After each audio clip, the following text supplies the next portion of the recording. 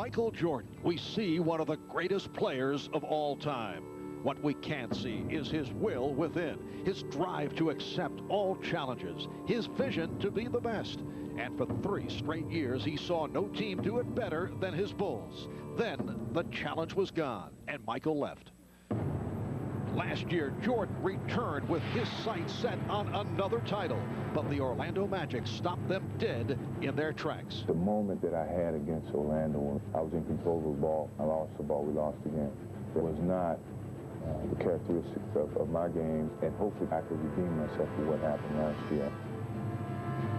Now, Jordan has that chance for redemption, and he and his teammates have responded with a suffocating defense that has ignited the Bulls to 3 straight victories. Michael has seen his teammates rise to the occasion, playing with the fire and determination that is the Bulls 1 win away from a trip to the finals, but one giant roadblock still stands in the way.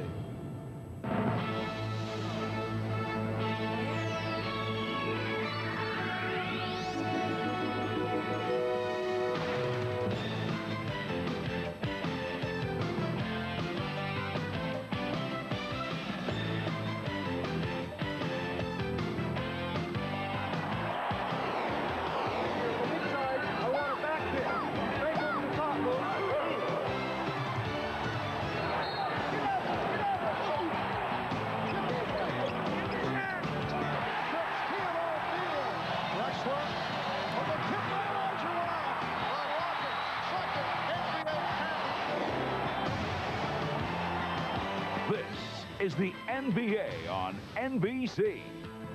The 1996 NBA Conference Finals. On an 88-degree day in Orlando, we welcome you to Game 4 of the Eastern Conference Final. Although there is still some hope here in the Orlando area, the Chicago Bulls just 1 game away from another trip to the NBA Championship Series, while the Orlando Magic are seeking to hang on to avoid elimination. Hi, everybody. I'm Marv Albert along with Matt Gukas. And for Michael Jordan, Matt, this has been a different type of series after accounting for better than 40% of the Chicago scoring in the previous playoff series against the Knicks. He has not been the dominant force, although you still get the feeling that he is lurking, particularly come 4th quarter. Well, so far, Michael has gotten a lot of help from all of his friends, but in particular, Dennis Rodman in Game 1, dominating the glass with 21 rebounds and chipping in with 13 points. Game 2, Michael and Scotty turned up the heat, and Jordan himself outscored Orlando 17-16 in that 3rd quarter. Game 3, Pippen's best all-around blocks Dennis Scott and strips Hardaway, and then the nifty move along the baseline. You get the feeling that Michael Jordan, Scottie Pippen, and Dennis Rodman just will not let this Bulls team lose. And Orlando is now an injury-hit ball club. Horace Grant remains sidelined because of the elbow problem. Nick Anderson, now out with a sprained wrist, will not play today. Brian Shaw and John Koncak are expected to play. While the injuries are certainly a factor, this series, Matt, comes down to the cold fact that Orlando's 2 all-star players, Shaquille O'Neal and Penny Hardaway, just have not been able to do it. Well, so much is expected from these 2 young stars. Now, they are scoring, but the team needs more. Shaq has too many turnovers, not enough blocks, and the 6 for 24 from the line even has Shaquille shaking his head. Now, Penny Hardaway poured in 38 points in the Game 1 blowout, but only 3 assists a game and too many turnovers. Shaq and Penny must not only play well, they must make their teammates better. All right, for more on the Bulls and the Magic, let's check in with Ahmad Rashad and Jim Gray. Ahmad? All right, thanks, Marv. I was talking to assistant coach Jim Clemens before the game, and he said there were a few points that he wanted to make to the team. And the first of those points was they want to maintain their intensity and also execute their offense. The other thing they were concerned about was giving Orlando easy points off a turnover. They don't believe that with the lineup they have, they can score easily, so they don't want to give them the easy points off the turnover. And the third thing was to continue to rebound and play the defense they've been playing the entire series. Another thing, I talked about Chicago being overconfident in Game 3. I talked to Michael Jordan about that. He said, well, some of my teammates are a little overconfident. They're talking about sweep. But he said, I got to remind them, it's not about sweep right now. It's about winning 1 game and moving on. Now, for the Orlando side, let's go down to Jim Gray. All right, Thank you very much, Ahmad. Well, I spoke with several of the Orlando Magic players, and many of them privately concede that to come back from 0-3 against the Bulls will be virtually impossible. I then went on to ask those same players if, in fact, anybody on the team would quit. They all said no. They said, no, today is about respect and pride. Well, if they lose today, this will be the third straight time, 3 years in a row, that they will have been swept at some point in the playoffs. I put that to Shaquille O'Neal, and he told me plain and simply, that will not happen. I cannot take that kind of embarrassment. It would be the worst embarrassment of my professional life, and I couldn't stand a summer of that kind of shame. Marv? All right, thank you, Jim. So coming up, it's Game 4 of the Eastern Conference Final Series. The Magic and the Bulls from the arena.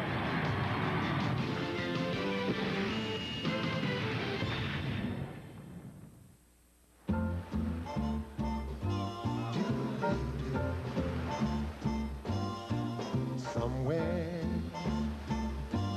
beyond the sea, somewhere waiting for me. Your turn, man.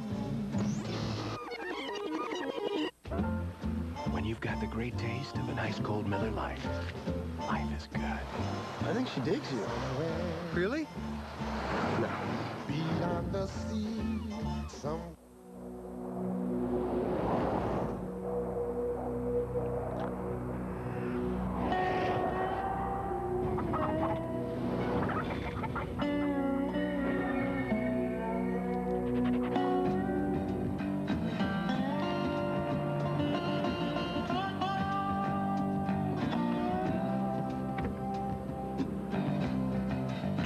Cherokee, four-wheel and off-roads 4x4 of the year. Once upon a time, three girls went to Rock Steady for a pickup game. Oh, we got next. Lisa is the center of U.S. women's basketball team. Cheryl's a forward. Dawn is a point guard. Shoot that, Cheryl. Take the jumper, Lisa. We'll take it. Good game. Good game. Next. Yeah, Cheryl. That's the next one. I got you. He can't shoot either. And this isn't a fairy tale, so they didn't beat every guy, but they beat enough to say, basketball is basketball, athletes are athletes. The NBA on NBC is brought to you by New Miller Beer, the brand new beer from Miller with big flavor that goes down easy. By Jeep, makers of the new award-winning Jeep Grand Cherokee. And by Goodyear, #1 in tires.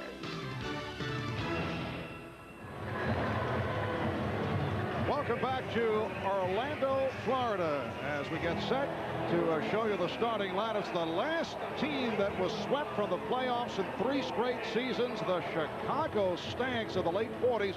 The Stags led by Max Kozlowski and Andy Phillip. And Orlando does not want to be on that same line in the NBA record books with the Chicago Stags. Look at the Chicago Bulls starting lineup. Michael Jordan and Ron Harper in the backcourt.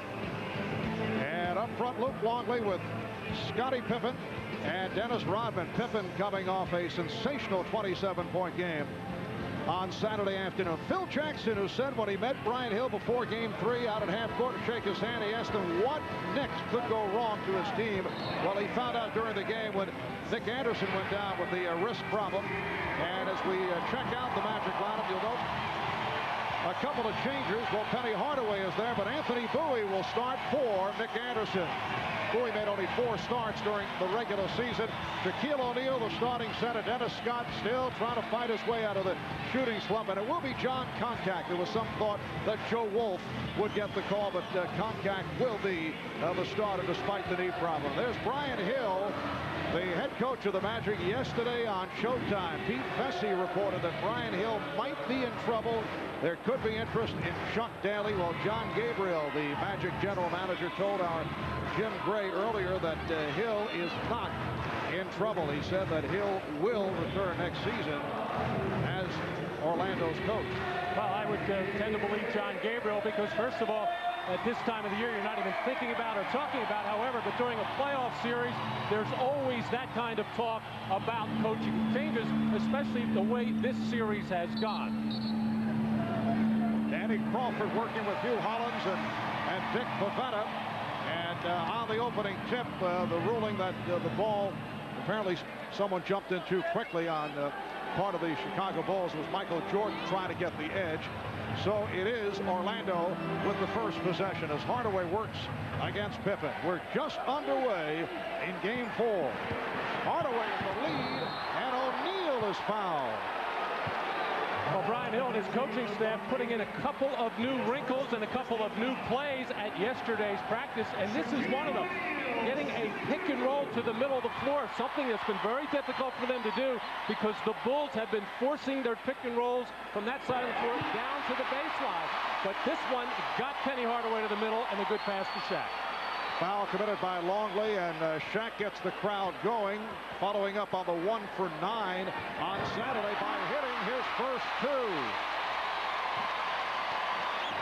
Light pressure being shown as Dennis Scott hangs back against Scottie Pippen. Jordan is being played here at the start by Bowie. Longley sets the pick. Longley with a shot clock down to 4 is called for traveling. Well, the Bulls taking a lot of time as the Magic defense pressuring them into not a good look on any kind of offense. A key for Chicago is keeping Luke Longley and Dennis Rodman out of early foul trouble. That's what happened to them in game 2, and that's how Orlando got an 18-point lead.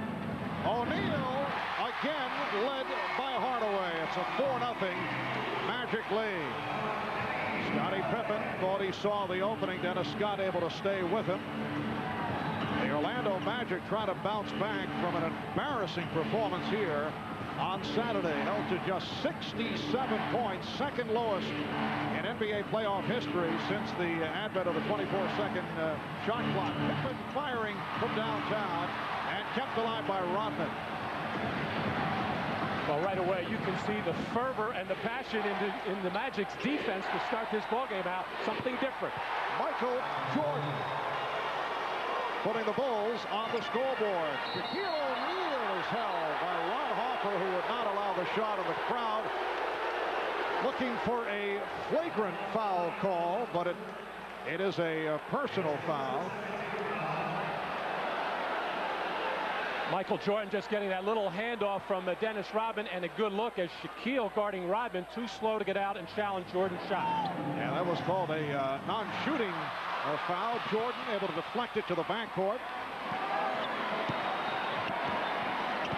Oh, Jordan got picked off by contact. The steal by Scott.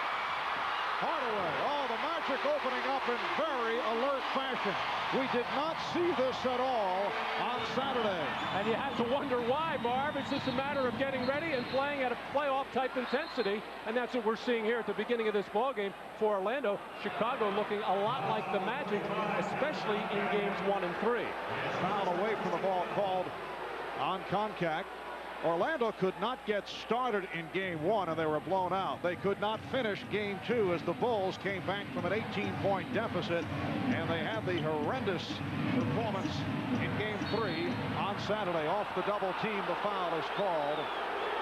Orlando attempting to trap Jordan, and Comcast picks up a quick 2. Well, Chicago has had a lot of success getting out and running after turnovers, after steals. And Dennis Rodman, sensing that pass to Scottie Pippen, stepped right in and picked his pocket and finds Hardaway.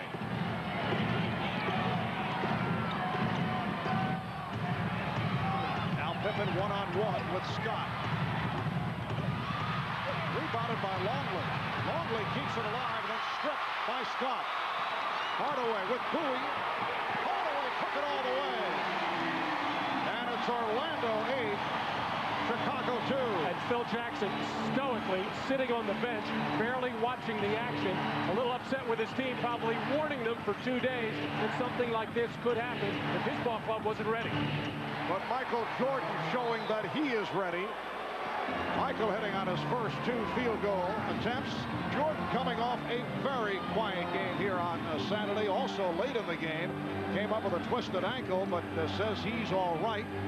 And showing no signs of the ankle problem. O'Neal gets inside, and Rodman able to box out for the rebound. Good defensive job. Oh, Dennis Scott almost with another steal. Hopper changed his mind. Jordan with the show-the-ball move on Hardaway. And the Bulls will maintain possession.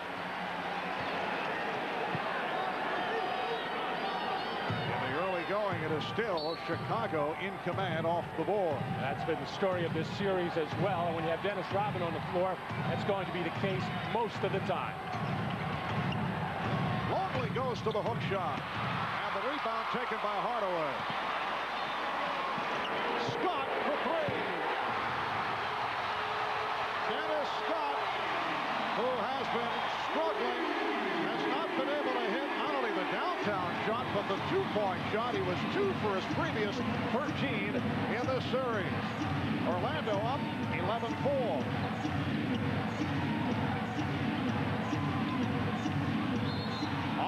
Trying to get out of trouble is called for steps. Well, this is what the Orlando Magic wanted from Dennis Scott from the beginning of the series, and something he's done all season long. Find that three-point line in transition, catch and fire, and that time he had Scottie Pippen all over him, hand in the face, and it didn't matter because right now the Magic are playing with such high emotion. You'll recall they opened up in strong fashion on Saturday, but were not able to maintain it. Magic leading here 11-4. Here's Scott to the reverse. And it's Orlando up 13-4. And as you say, Phil Jackson just riding it out here in the early moments. Not looking to call for the timeout. Meanwhile, the Bulls continue to have problems. Another turnover as Rodman is called for the traveling violation. Well, one way to get yourself going is to play tough, aggressive defense, which is what Dennis Scott has been doing, and that's why his body is so alive at the offensive end. That's the 5th turnover committed by the Bulls, and 3 have been traveling violations.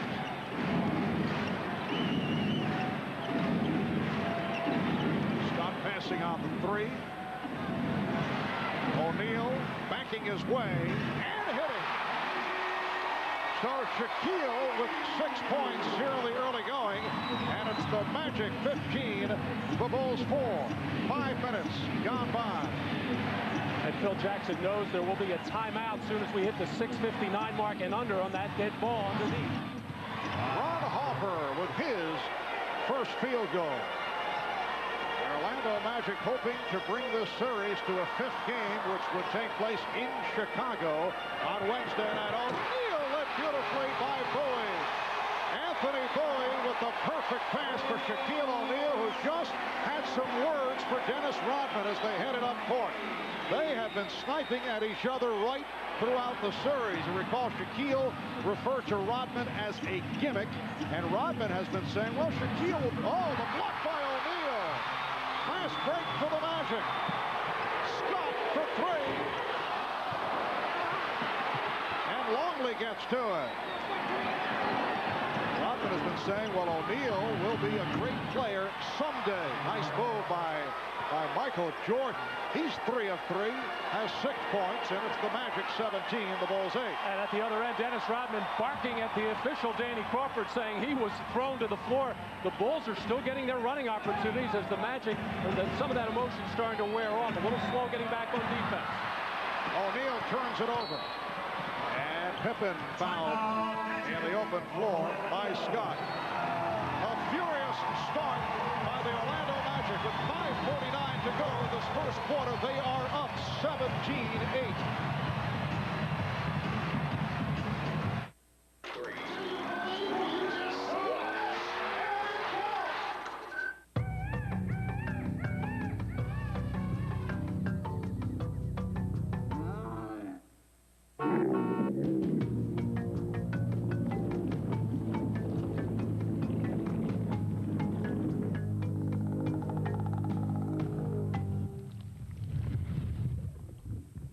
Once again, Jeep Grand Cherokee has emerged as four-wheel and off-road magazine's 4x4 of the year.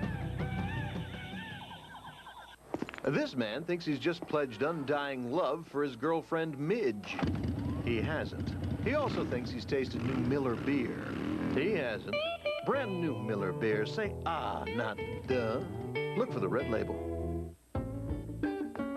Thanks to Sprint Business, the Kelly family is getting bigger every day. There are over 500,000 of us. Because SprintNet is the data network that allows Kelly Services instant access to all their people coast to coast. That's how Sprint helps them place more people in more jobs in half the time. Sprint helped us grow 30%. We'll help your business do more business. Call Sprint Business. Goodyear AquaTread revolutionized wet traction design. Now Goodyear introduces the first tire with a lifetime tread life warranty. The new all-season InfiniTread. Its tread is guaranteed for as long as you own your car. Call 1-800-GOODYEAR. Right now, get a $40 introductory manufacturer's rebate from Goodyear when you buy 4 InfiniTread radials, Goodyear's longest-wearing passenger tire. That's $40 on 4 Goodyear InfiniTreads. But hurry, this Goodyear offer ends soon. This man thinks he's just won the lottery. He hasn't. He also thinks he's tasted new Miller beer. He hasn't. Brand new Miller beer. Say, not duh. Look for the red label. Could be a good sign for the Magic. Dennis Scott hitting on his first attempt from downtown, 2 of 13 from three-point range. Prior to that, only 1 for 7 from downtown in game number 3. We asked Dennis his thoughts on the shooting problem. It's just one of those things that I guess we as shooters go through when the ball just doesn't want to go in the basket. And then when I finally do get some good looks, which sometimes, I guess in this series, they've been coming far in between.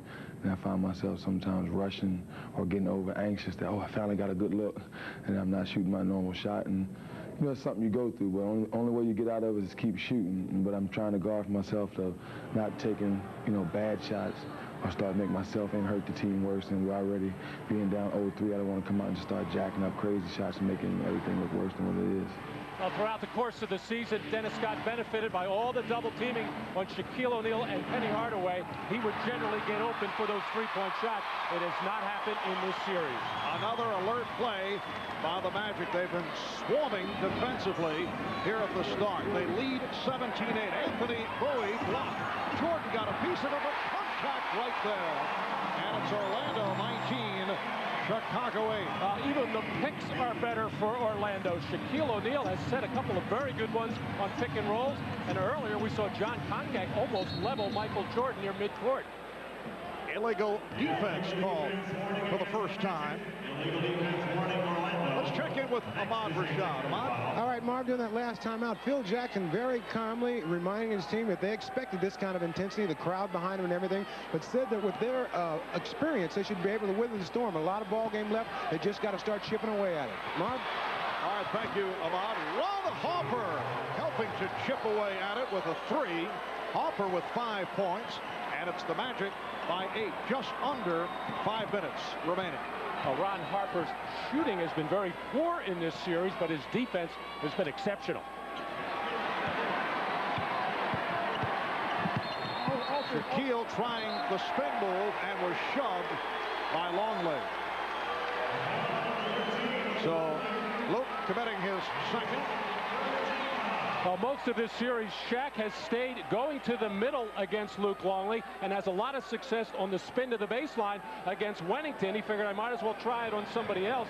And now Phil Jackson's going to come with Kukoc and go small to try to reverse the momentum of this ball game. Luke Longley will sit down after collecting his second foul. Substitution for Orlando, Donald Royal checking in. And John Koncak hears it from the crowd. It's been a gallant effort by John Koncak, who was a question mark for both games 3 and today's game 4 because of the knee problem. Kukoc called for the hold, and that is team foul number 4 on the Bulls. Orlando with 3. Well, Penny Hardaway, who has averaged just 3 assists a game in the 3 games played so far, already has 3 today. Hopper off the board, has it poked away, but a foul, reach-in call on Royal. Orlando very aggressive defensively, showing the passion and the heart that they seem to lack in game 3. And when you start a game out, Marv, with that kind of aggression, and if you can keep it up for long periods, you'll get the benefit of most calls from the referees. But if you start out sluggishly, not moving your feet, not getting after people, not bumping, and then try to do it later in the game, you will not get the benefit of the calls. Chant of defense from the crowd. Jordan working on Bowie. Shot clock at 5. Pippen from 3. Well, Scottie Pippen, who was having his difficulties from three-point range, has certainly been able to find the touch at 3 of 4 from downtown on Saturday. 19-14, Orlando. Hardaway trying to set up O'Neal. Pass, but Shaquille made the recovery. And it's the Magic 21 and the Bulls 14.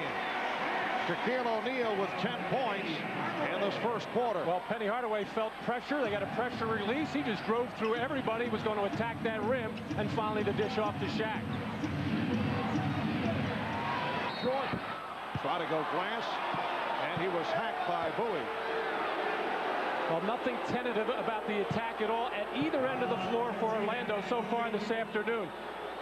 Penny getting into the middle of the lane. Could have been a foul on Rodman as he moved his feet and stepped over and forced the bump. But Shaq able to dig out that loose ball and finish.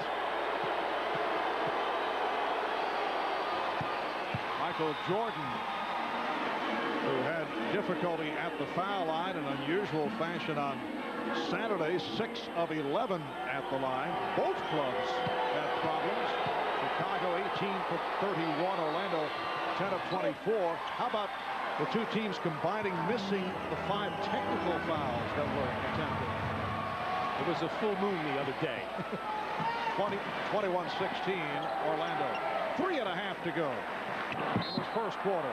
Miscommunication between Bowie and Hardaway. Penny felt he was grabbed, but does a wise thing there. Doesn't argue with the official. Something that was a problem for him on Saturday. Bulls with 6 turnovers for the Magic, their second. Rodman gets inside. Air ball on the finger roll. And Dennis hears it from the crowd. He didn't know where he was on the floor, never located the rim. Scott. Rebound punched aside by O'Neal and out of bounds. Brooks Thompson getting set to check in. Now being waved on, replacing Anthony Bowie. Brian Hill working with a short bench, although he does have Brian Shaw available, despite the neck problem. He sat out on Saturday. Well, this has been the difference in this first quarter. And it's been the other way around in the first 3 games of this series, but Orlando definitely the most aggressive team on the floor at this moment. Rodman rebounded by Hardaway. Now from Orlando's point of view, although Dennis Rodman has certainly picked it up offensively, they do not mind seeing Rodman take those kind of shots. Shaquille set the pick. Scott eluding Pippen. Scott. Thompson able to keep it alive and 1-2 by Pippen. Well, let Bell down. The Magic with the shot clock rolling down. Timeout taken by Chicago. You are watching the NBA on NBC. Welcome back to Orlando. I'm Jim Gray. I'm now joined by Leonard Armato. He is the agent for Shaquille O'Neal. We saw the interview with Shaquille during the pregame show in which he said this is his first option to stay in Orlando. Leonard, there was also some talk about Brian Hill. First, let's ask you about Shaquille O'Neal. Will he stay here in Orlando or go to Los Angeles? Well, first of all, I just want to let Peter Vesey know that the reason I didn't return his call this week because I knew he was going to try to stir up all this controversy. Well, now that he has done that, will Shaq stay? Well, Shaq and I have a pact that during the playoffs, we don't have any discussion substantively about where he'll be next year. As he said, Orlando is definitely his first choice. But, you know, after the season's over, we've got to evaluate all of his options. Now, Chuck Daly's name has been mentioned. Is it more appealing to Shaquille O'Neal to have Chuck Daly here as coach? Would it be more appealing for him to stay here? Well, it's difficult to say. Chuck Daly's one of the greatest coaches of all time, but Brian Hill's doing a great job this quarter. This quarter. What about Brian Hill and his relationship with Shaquille? You know, Shaquille said, and I think it goes for me too, Brian's the coach, Shaquille's the player, and that's the way it stands. Until anything changes, that's the way it stands. But you would not be opposed to having another coach, specifically Chuck Daly? No, I'm not saying that. I'm just saying that after the season's over, a coach, as well as all the other factors, will be one of the considerations. Thank you very much, Len. Try to enjoy the game now that you've been grilled. Marv? All right, thank you, Jim. Not that Brian Hill will be concerned with Leonard Armato. See Rich DeVos, the chairman of the Orlando Magic. Not that he'd be concerned with a vote of confidence from Leonard Armato, but that was not exactly a ringing endorsement that Brian is doing a fine job in the first quarter. And by the way, that man, Rich DeVos, one of Brian Hill's biggest supporters and fans. And I'm sure he will have a lot to say with whatever goes on with this organization come the offseason. 2.5 remaining in the first quarter, and the Magic up 22-16.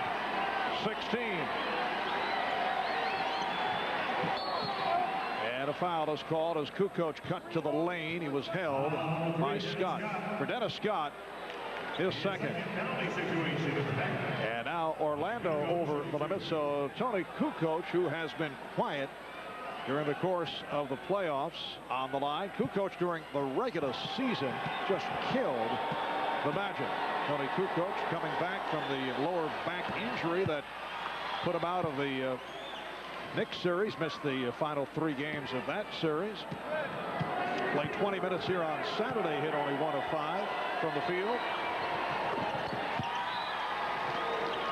So Chicago has been able to cut into that 11-point deficit. It is now a 4-point Orlando lead. Thompson guarded by Kerr, who just came on. Hardaway, very active in this first quarter. Hardaway already with 4 assists. He had just 3 in 46 minutes in game 3. We have not seen him posting up a lot in this series, something he does a lot against every other team. But Pippen a little taller, he's been a little reluctant to do it. Now Dennis Scott is guarding Michael Jordan, who shoots over him and hits from downtown.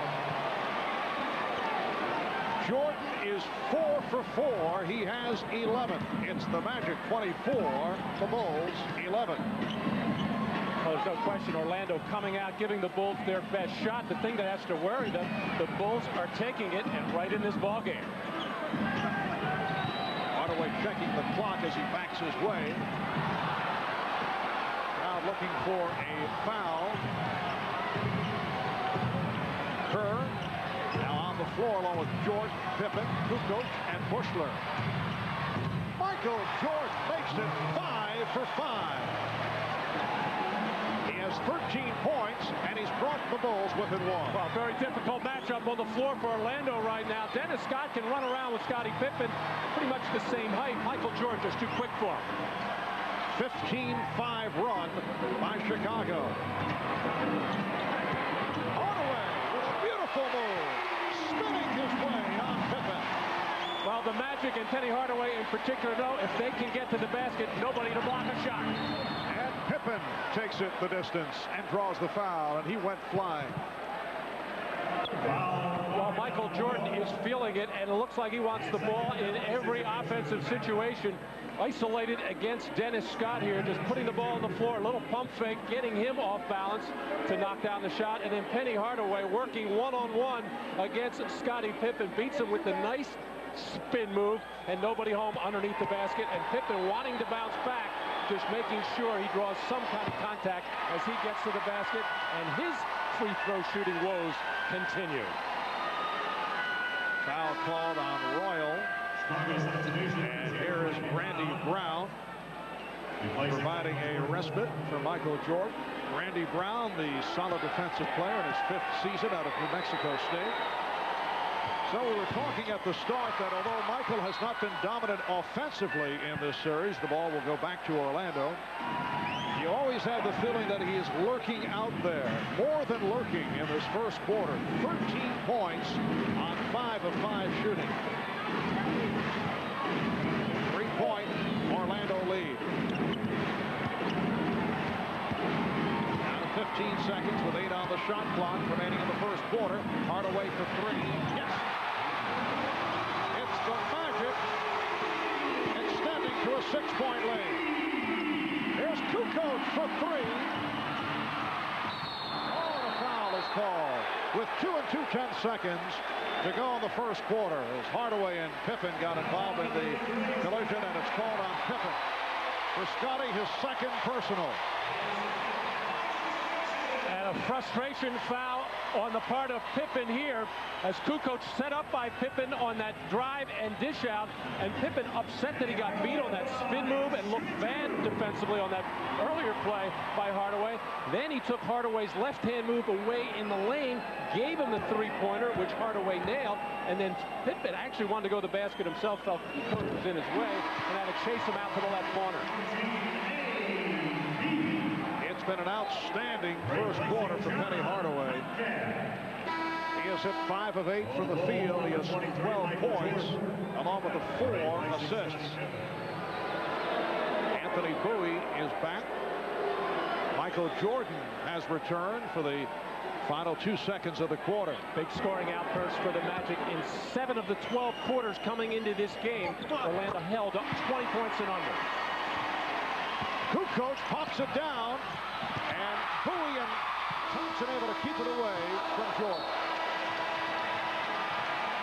7-0 run by the Magic to end the first, and they're hearing it from this crowd. Michael Jordan with a perfect first quarter, 13 points in all. Strong effort by Shaquille O'Neal and Penny Hardaway.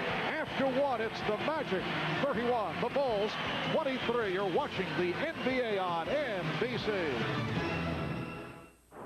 Today we're at the Eagle Test Drive sale along with Vicki Edmondson. I'm just checking out this Talon deal. The commute is really getting to me in my Acura. I could see you in an Eagle Talon. Yeah, I could too. 140 horses, double wishbone suspension. Well, aren't we speedy? Woo! This Talon deal is unbelievable. So's the traffic out there. Now get $1,000 cash back on Eagle Talon.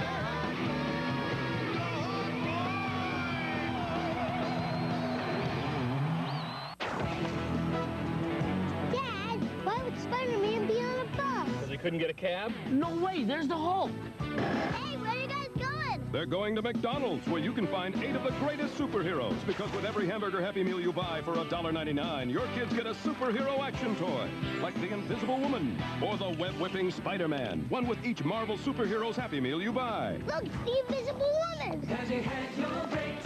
Huh. I didn't see her on the bus. You're watching the NBA on NBC. The 1996 NBA playoffs. Penny Hardaway, the key to the success of the Magic in this first quarter.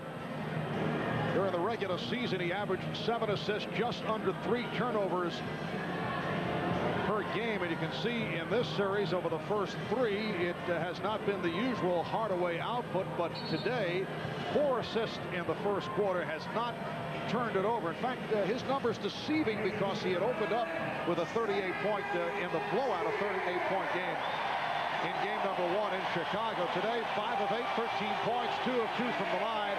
In fact, Orlando with 31 points. That's the most they've scored in a quarter this series. Well, the responsibility of a great player is to make your teammates better. Penny has all of that ability. He can do it himself. He can get others involved. But with the starting lineup of the Magic, the normal one, when Nick Anderson is there, you've got 5 very good players, very talented, who all like to touch and have the basketball and like to get their shots. When you have more of a role player in there in your lineup, now Hardaway can do some different things. He can take more responsibility as far as scoring himself and still get the ball to the key people. Well, you know, Phil Jackson likes this matchup. He has Tony Kukoc being guarded by Anthony Bowie, and off the head fake, Kukoc drew the foul on Bowie. That's his second. Well, the Magic with only 67 points in Game 3. Bushler having trouble. Got it in and nearly stolen by Royal. 31 in the first quarter, following the 67 for the entire game on Saturday. Chicago not anticipating all this pressure defense from Orlando. They're making some lazy passes. Shot clock at 5. Jordan posting up Bowie. And continues the superb shooting. 6 for 6 from the field. He has 15 points. Michael saw the double team coming and quickly spun to the baseline for what has now become his patented fadeaway jump shot. The Magic 31, Bulls 25. Scott was about to load it up, but a illegal defense call on Chicago. That is the first call against the Bulls. Michael Jordan catching out of the corner of his eyes. The move by Donald Royal to come double. Knew that he could take that quick, hard step and explode into the air and shoot over the smaller Bowie. Hardaway had scored the last 9 points for the Orlando Magic. Foul is called as Royal took the push. The foul on number 23, Michael Jordan. Foul on Jordan. That is his first. I said the smaller Bowie, actually Anthony Bowie and Michael Jordan about the same height, 6'5" or so, but when Michael gets into the air, he all of a sudden becomes taller, much taller than Anthony Bowie.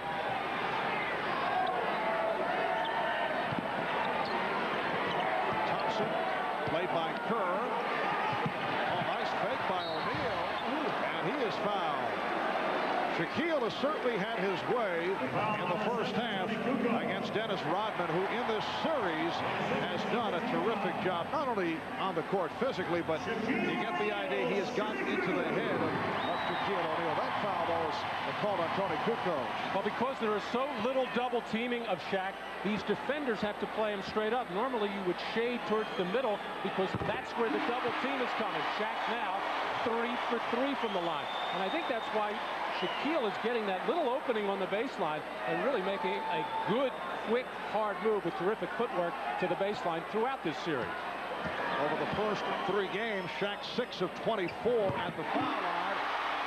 And he's followed up the 1 for 9 on Saturday with a 4 for 4 thus far. 33-25 Orlando. We are early in the second quarter. Marv Albert with Matt Dukas, Ahmad Rashad, and Jim Gray from the arena.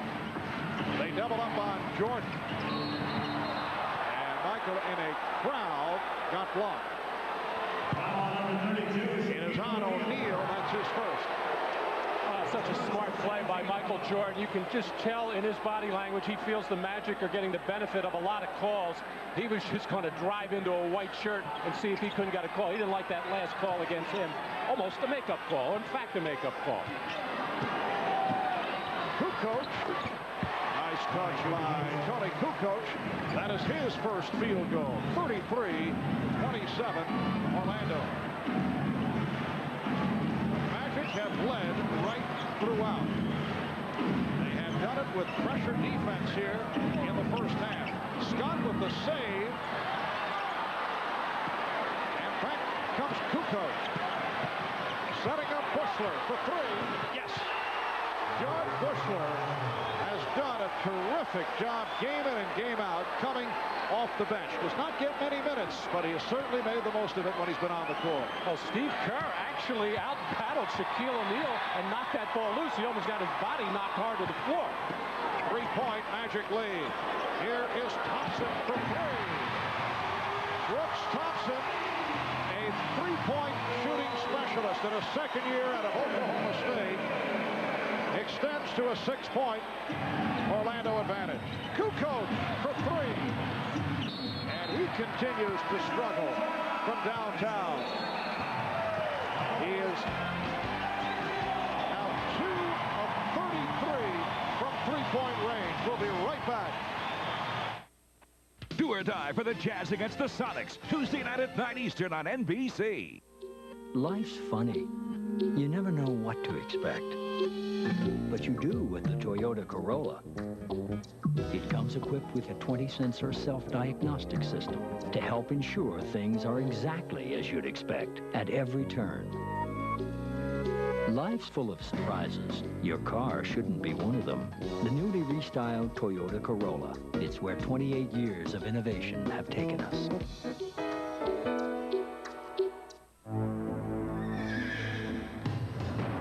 For the very first time in the long and storied history of the Kentucky Derby, the Preakness, and the Belmont Stakes, there's an absolute 100% sure thing.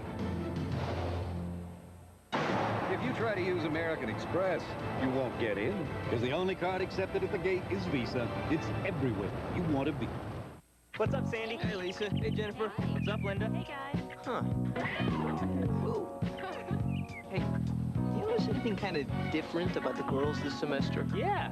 Now that you mention it, they're all wearing that Pepsi stuff. Huh. Now, drink a lot of Pepsi, collect a lot of points, get a lot of cool stuff.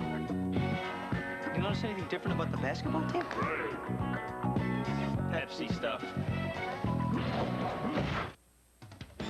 The NBA on NBC is brought to you by the Pepsi-Cola Company. Now, the more Pepsi you drink, the more great stuff you're going to get. By Toyota and their full line of quality cars and trucks. Toyota, I love what you do for me. And by Nike, who encourages you to participate in the lives of America's youth. Well, during the course of this series, there's been much verbal sniping between Dennis Rodman and Shaquille O'Neal. Rodman has certainly done an effective job defending against Shaquille. We asked Shaq about the matchup. I think Dennis knows that he can't play me one-on-one. I mean, the rules is one arm, an arm has to be halfway. I mean, he puts two hands in the back and a knee in the crotch, and he still can't hold me. So, I mean, but this is not a Dennis Rodman Shaq thing. And I'm going to just go out and play my game. And I only speak when I'm spoken to. And I'm going to just go out and play. Well, nobody can really hold Shaq, but Dennis Rodman is averaging 16 rebounds a game so far in this series and an unexpected 12 points a game so far shut out from the field. Magic 36 and the Bulls 30 with 3 minutes gone by in the second quarter. Beautiful move by Shaquille O'Neal. He now has 14 points. And it's Orlando by 8. Luke Longley has returned. Longley with Pippen and Rodman up front. Jordan and Kerr in the backcourt. Longley playing with the 2 fouls. Only surprised Rodman. Longley trapped, had nowhere to go, and then looked to give it up. Well, Shaq has had so much success with the spin to the baseline. Now looks like the defenders are taking that away. Nice little shoulder fake to get Longley to bite on the baseline side. And Shaq, who has really developed that little jump hook into the lane very nicely. Again, O'Neal going at Longley. Hoyle kept it alive, but Rodman on the recovery. Again, it's Scott defending on Jordan, who goes around him and then took a hard hit. Shaquille O'Neal got him with the hip. Foul number 3, Dennis Scott. Foul, though, called on Scott. Got him first, and that's 3 on Dennis Scott. Well, this is the mode that Michael gets into when he senses his team is struggling and in trouble. He's not going to just rely on the jump shot all the time. He's just going to put that head down, try to draw some contact, and get to the foul line and get other people in foul trouble. Now Jordan guarded by Hardaway. Looking to shake him off. Pippen for 3. Jordan with the rebound. Michael Jordan, 7 for 7 from the field. He has 17 points. Now, 3 years ago against the New York Knicks on Memorial Day, Michael Jordan with a 54-point performance. He has 17, and we're early, second quarter. Thompson, Longley with the rebound. Stolen by O'Neal. And Luke Longley having a very difficult time out there. That is his 5th turnover. Well, Luke was in a hurry to try to outlet, thinking the Bulls had a fast break opportunity and forgot to protect the basketball. Shaq the steal. Well, Hopper did not like the hands of Thompson on him. Hopper from downtown. Jordan with the offensive board.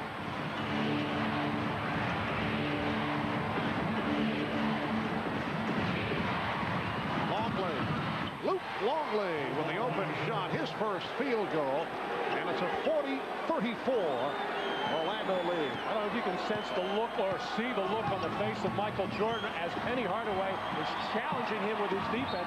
Michael loves that kind of thing, but so far Penny has done a pretty good job on him. Joe Wolf getting set to check in for the first time. A timeout has been called with 6:44 remaining in the first half. It's the Magic with a 6-point lead. The steal by Shaq for 2 of his 16 points. And at the other end, it's Jordan for Longley for his first field goal. We'll be right back. It's a free country. If I want to give interviews, I'll give interviews. You know what your problem is? You're too modest. Hey, I give good quotes, and you can print that on the front page. Anthony Hardaway, best player in basketball, guarantees championship. Guaranteed. You can't say stuff like that. Let me just tell you this. I'm an integral part of the Magic organization. Now, Penny is the team leader, but I'm the choreographer for the Magic dancing. Get you a job if you want. Hey, whoa, Penny, stop the car. That was Tyra Banks, fool. Know someone who never eats everything on their plate? Introduce them to extra tasty crispy chicken from KFC. Freshly prepared is irresistibly crispy and delicious right down to the last crumb. For the taste that wins everybody over, all you need is a little KFC. What do you get when you cross a high-quality conventional motor oil with an advanced formula synthetic? A revolutionary oil that protects better than regular oils, yet costs less than full synthetics. DuraBlend from Valvoline. Valvoline's the #1 choice of top mechanics. It is where the lofty atmosphere of most luxury cars is left behind, and where an extraordinary level of comfort and roominess begins. It is the American-built flagship of Toyota, Avalon. Offering the highest refinement of Toyota quality and engineering excellence, Avalon delivers the greatest luxury of all, peace of mind. Avalon, experience the tranquility. There's a 2-inch thick line, 22 feet from the basket that knows me well. I always know where it is, but I won't let it break my concentration. It comes from practice, hour after hour, shot after shot, until I forget that line, until I forget the gym, everything. That's when my stroke is pure. Heather Locklear in a landmark motion picture, a desperate cry for help in a world that doesn't understand. I don't know what to do. Please let me help you. Shattered Mind, NBC tonight. It is Orlando by 6:44 to go in this first half. A reminder, tomorrow NBA playoff action will move to prime time, 9 p.m. Eastern. Sean Kemp and the Sonics going up against Karl Malone of the Jazz. Game 5 of the Western Conference Finals. Terrific game yesterday. Seattle able to hold on for the win, and they are up 3-1. Sonics and Jazz tomorrow, 9 o'clock Eastern, right here on NBC. Saw the impressive stat line of Michael Jordan, who has been perfect. Penny Hardaway holding up his own with 6 of 9, 15 points. And Hugh Hollins with the call away from the ball. Foul on Wolf, who just checked in. That is his first. Well, there, Michael not needing as much scoring throughout this game. Game 1 was a blowout. He just kind of stood around and occasionally chipped in when he had to. He had to turn it on in that third quarter of Game 2. Here is Jordan. Rodman with the putback. So Michael with his first miss. A good call coming out of that last timeout. A post up for Penny Hardaway. Sometimes the Magic fall into that trap of thinking they have the mismatch, and they do with Shaquille O'Neal, but that gets other people standing around. A different look to Penny from time to time could get other people involved. Besides, Penny's very effective. Michael, once again, every time he gets the opportunity, wants to drop that head and drive to the basket. This time he avoided the contact, unable to finish that shot, but Dennis Rodman, who's been quiet on the boards, finally got in there. Illegal defense, second call against against the Bulls, and Hardaway not able to hit, and so the technical foul jinx that struck on Saturday continues here this afternoon. Michael Jordan hitting his first 7 shots before that miss. The all-time NBA playoff record best shooting percentage in a single game. Scott Whitman, 11 for 11, did it for the Celtics against the Lakers back in May of '85. Also did it on Memorial Day, we're told. And the foul is called. It was on Rodman, who applauded the call, but I don't think it was sincere applause. No, absolutely not. That's the one that can get him into trouble. Foolish foul there, because Dennis is going to be involved a lot down low with Shaq, where he's going to have to take some fouls. Trying to pressure Joe Wolf on the perimeter, unnecessary. Hardaway from 3. O'Neal. Oh, Shaquille unstoppable in this first half. 44-36. The Magic by 8. Harper on the penetration. Rodman with the rebound. And a loose ball foul called on the Magic. Well, this is why you do not have to go into Shaq in the post every time, because he has other ways to score. When he is off the ball, involved in pick and rolls or just on the weak side, just go in there and get some second shot opportunities. And at the other end of the floor, instead of challenging that shot, Shaquille O'Neal got all tangled up with Dennis Rodman and got called for the elbow in the throat. So Shaquille with 2 fouls. Dennis Rodman during the regular season just a 52% free throw shooter. Hopper sitting down. Kerr and Jordan in the backcourt with Longley, Rodman, and Pippen up front. We're coming up on 5 minutes to go in the first half. The Orlando Magic trying to stay alive with this best of 7, leading by 7 points. They have led all the way. They've led by as many as 11. Kerr putting the pressure on Thompson. Kerr with the steal and called for time. And the call, it should be noted, made by Hugh Hollins, who has not been a favorite official in recent years of the Chicago Bulls. Much better pressure on the part of the Chicago Bulls. Steve Kerr all over Brooks Thompson. Hardaway being battled by Pippen inside, and a terrific dive by Steve Kerr to get the timeout. Oh, Bill, did I tell you what Patty said that Rachel heard about what Mark said about Patty? Well, Bill, are you listening? Anyway, Patty ran into Rachel, who had run into Mark at a party. So, according to Bill, are you listening to me or to the game? 5 ticks left on the clock. Missiles down by 1. Just a reminder, this game brought to you by Miller Lite. When you've got the great taste of an ice-cold Miller Lite, life is good. Smith inbounds to Wakeman through the paint. Tomahawk jam. Yes!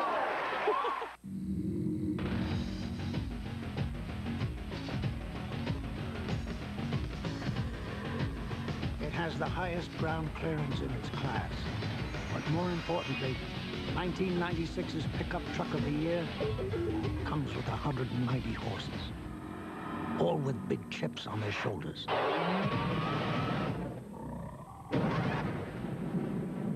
Toyota Tacoma. You simply can't buy a more powerful compact truck. So you do this every day, huh? Poor baby. And this is a guy thing, right? That's not so bad. You guys are so sensitive. Ouch. For the man with sensitive skin, Schick introduces the all-new Tracer FX. Is this the sensitive part? Right here? With its unique skin guard designed for a smooth shave with less irritation. The shaving system for sensitive skin. Schick Tracer FX. You the sensitive type? I like that. Yesterday in Utah, what a game! The Sonics held off a furious Jazz fourth-quarter rally to escape with a 2-point victory and a 3-1 series lead.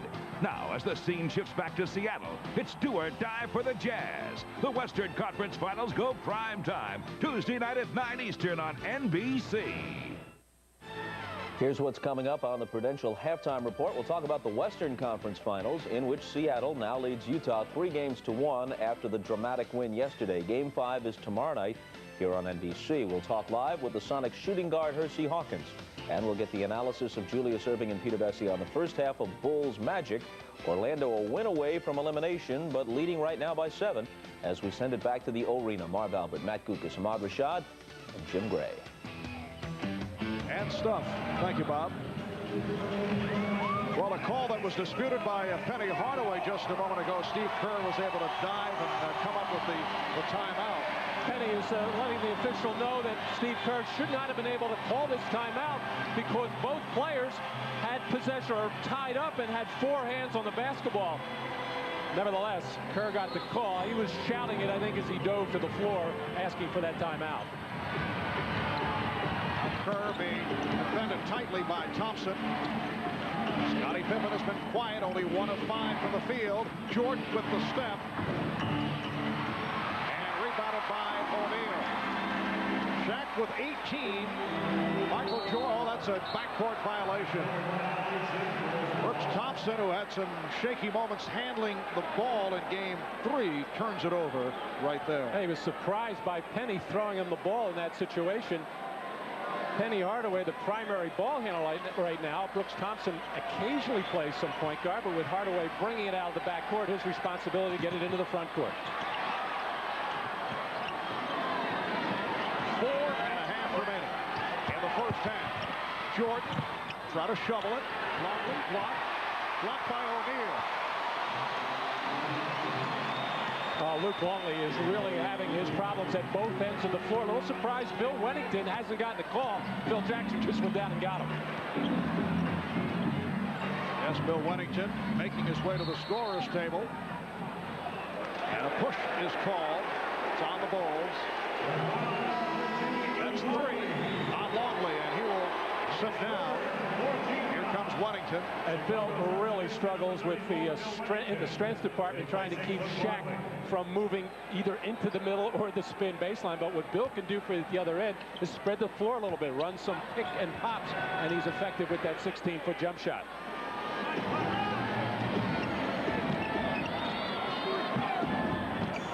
Here's Donald Royal. Has that quick first step. Magic 46.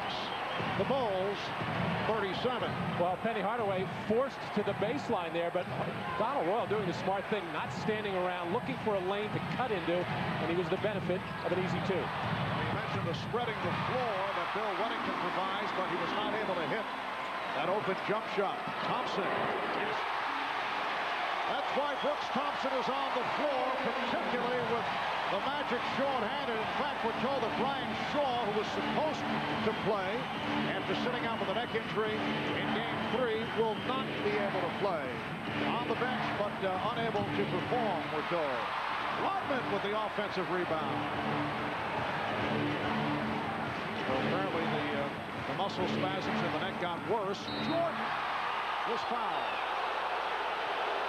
Foul committed by Hardaway, his first. And a late whistle there as Michael was forced to the baseline side. And the whole Magic crowd reacting, obviously. A little shove there by Penny Hardaway as Jordan fell down, but it was a late whistle, and that's why the crowd is reacting, Shaquille reacting. And then Penny Hardaway, for the most part, has not been griping with the officials as he did in game 2, but he started to right there, and the veteran Anthony Bowie coming over to get into Penny's ear, say, hey, leave the referees alone, just keep playing your game. We need you out here playing, not barking at the referees. Orlando with that foul going over the limit. Tony Kukoc back on the floor, replacing Steve Kerr, who did not score. O'Neal trying to save it and step down. Gets again, a very sincere pat from Dennis Rodman. Well, Shaq actually took his eye off the ball here and missed it completely, bouncing off his chest and trying to save it and throwing it as hard as he could off Dennis Rodman. I'm sure if he had the opportunity again, he'd throw it even higher if he could. Orlando by by 10. Just under 3 left first half. Pippen got inside. Nice fake by Scottie Pippen. It's only his second field goal. Ryan Hill has O'Neal up front now, along with Wolf and Royal, with Bowie and Hardaway at the guard. Hardaway guarded by Pippen. Hardaway with a change of pace dribble and then forces it up.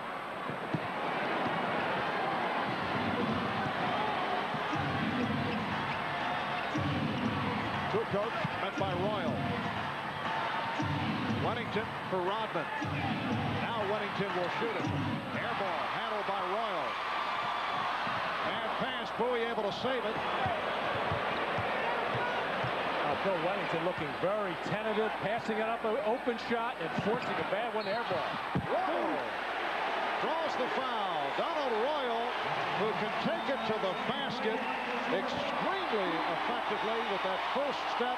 And when he's getting the playing time, spends much time at the foul line. He's a slashing style player. Here's the driving move by Donald Royal in his 7th NBA season out of Notre Dame, originally a 3rd-round draft pick of Cleveland, spent some time in the CBA, played over in Israel, back to the NBA with San Antonio. This is 4th year with the Magic. Well, last year, Donald had been a starter for much of the year and then injured his ankle late in the playoffs and lost that starting spot to Dennis Scott and kind of lost confidence in himself. Coaching staff losing confidence in him. Brian Shaw not available now. He's saying he is done for the game. But Donald Royal may not be a perimeter threat, but he is certainly a threat to get to the foul because he can take the ball so hard to the hole. Magic up 50-40. 2 minutes remaining in the first half.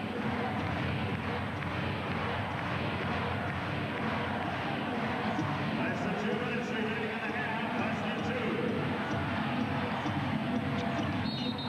And Jordan called for the travel.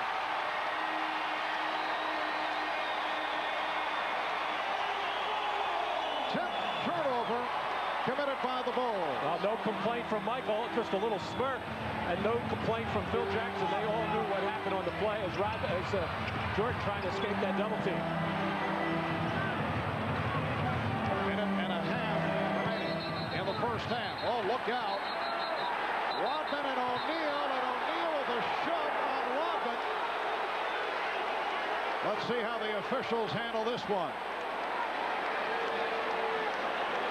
Dennis Rodman in a conversation with several members of the Orlando Magic. This one was brewing right throughout. Yeah, Dennis has been starting now. He's milling around, got into a little verbal altercation with Brian Hill, and they continue to jaw at one another. As there's been some hard hitting there, the shove by Shaquille O'Neal and Brian Hill walking out towards Dennis Rodman. Richie Adubato protecting Brian. How good that's going to be right now. But when you're a teammate of Dennis Rodman or a Chicago fan, this is what you always worry about with Dennis Rodman. The fireworks starting, and you just don't know what's going to go off. Double technical called on Rodman and O'Neal. O'Neal, who was fouled. Line drives the first home. He's 5 of 5 at the line.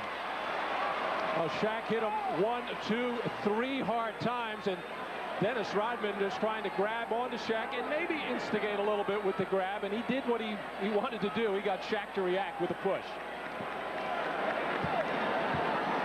So difficult to figure out Shaquille O'Neal's inconsistent free throw shooting. A loose ball foul is called. Joe Wolf battling for the rebound, picks up his second. Both teams are over the foul limit. So the Bulls to the line. I thought you were going to say so difficult to figure out Dennis Rodman. There's an understatement. But Dennis senses that his team right now is a little bit lethargic. They kind of weathered the storm for much of the first quarter when the Magic came out and played with a great deal of emotion. Now I think he senses his team going backwards. He's trying to do something to get them fired up and, of course, get himself fired up. He's going to go to the bench for a rest right now. Well, this has sparked up the Orlando team in this first half. In particular, right at the start, an Orlando team playing without Nick Anderson who suffered the wrist injury late in Game 3. Brian Shaw dressed and on the bench. It was thought he'd be able to play after sitting out on Saturday with the muscle spasms in his neck. Now he is out. John Koncak playing with hobbled knee. He started the game, but has not played much today. Off the steal, here comes Bushler. Of course, Horace Grant is out with the elbow problem. Rebounded by Sally, who just checked in. And a loose ball foul on Bushler. And things getting very rough under the boards. On the last offensive sequence for the Orlando Magic, Bowie catching the ball deep in the left corner, looking for that lob play to Shaquille O'Neal. John Sally did a terrific defensive job of just bumping Shaquille off enough, and then the weak side defense by Judd Bushler to come up with the steal. And then Sally had a little easy layup, but he just squeezed it out of his hand. Joe Wolf, very popular player here in Orlando, hearing the Wolf cry from the crowd in his 9th season out of North Carolina. For 1 year, he was a teammate of Michael Jordan with the Tar Heels. During the regular season, started 8 games at the power forward position. John Koncak is back, and Shaquille O'Neal hears it from the crowd. 7 of 9 from the field, 19 points for Shaq. Had to be a last 2 games difficult situation for Joe Wolf. I'm sure driving to the arena expecting to start both ball games because John Koncak's availability unknown with that sore knee, and Joe Wolf not starting either. And I think it looks like it's affecting him mentally right now. He has a very quizzical look on his face, but he has been coming off the bench all year long for the Orlando Magic and making a nice contribution. Matt measuring the quizzical look on the face of Joe Wolf. He looks like that all the time, Matt. Even more. Very, very pensive. Shot clock at 5. Bushler for 3. Yes. Bushler 2 of 2 from downtown. And it's the Magic by 8 points with 40 seconds remaining in the half. Hardaway checking the clock as he resets. Shot clock at 7.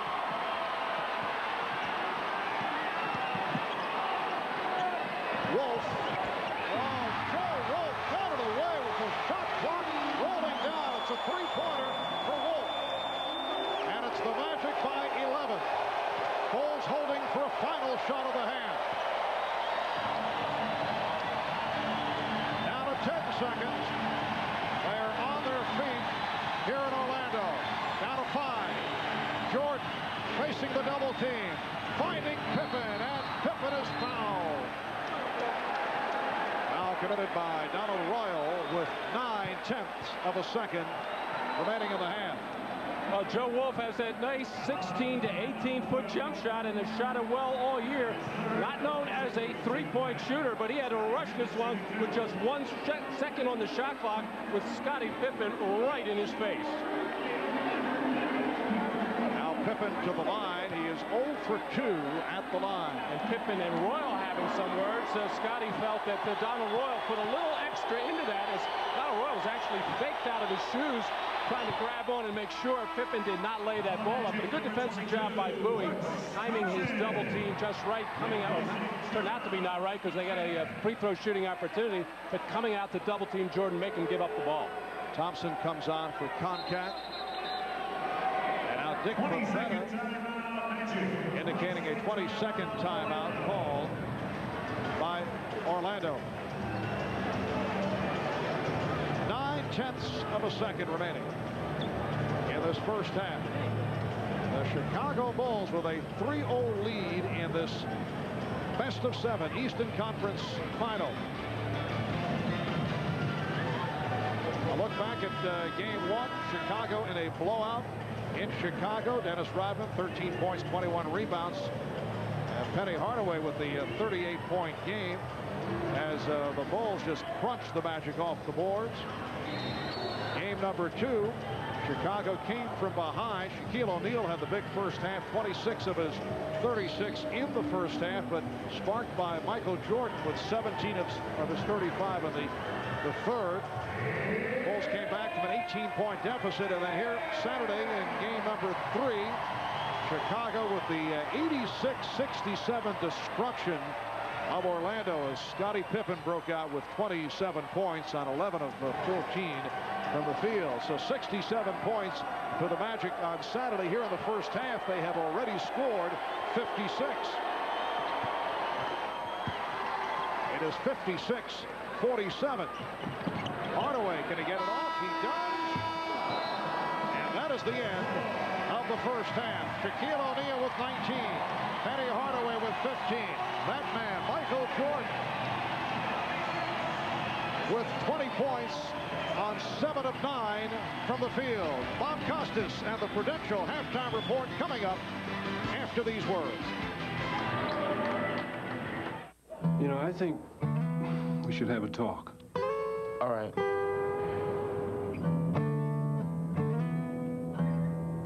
Yeah, I want to put a little shout out.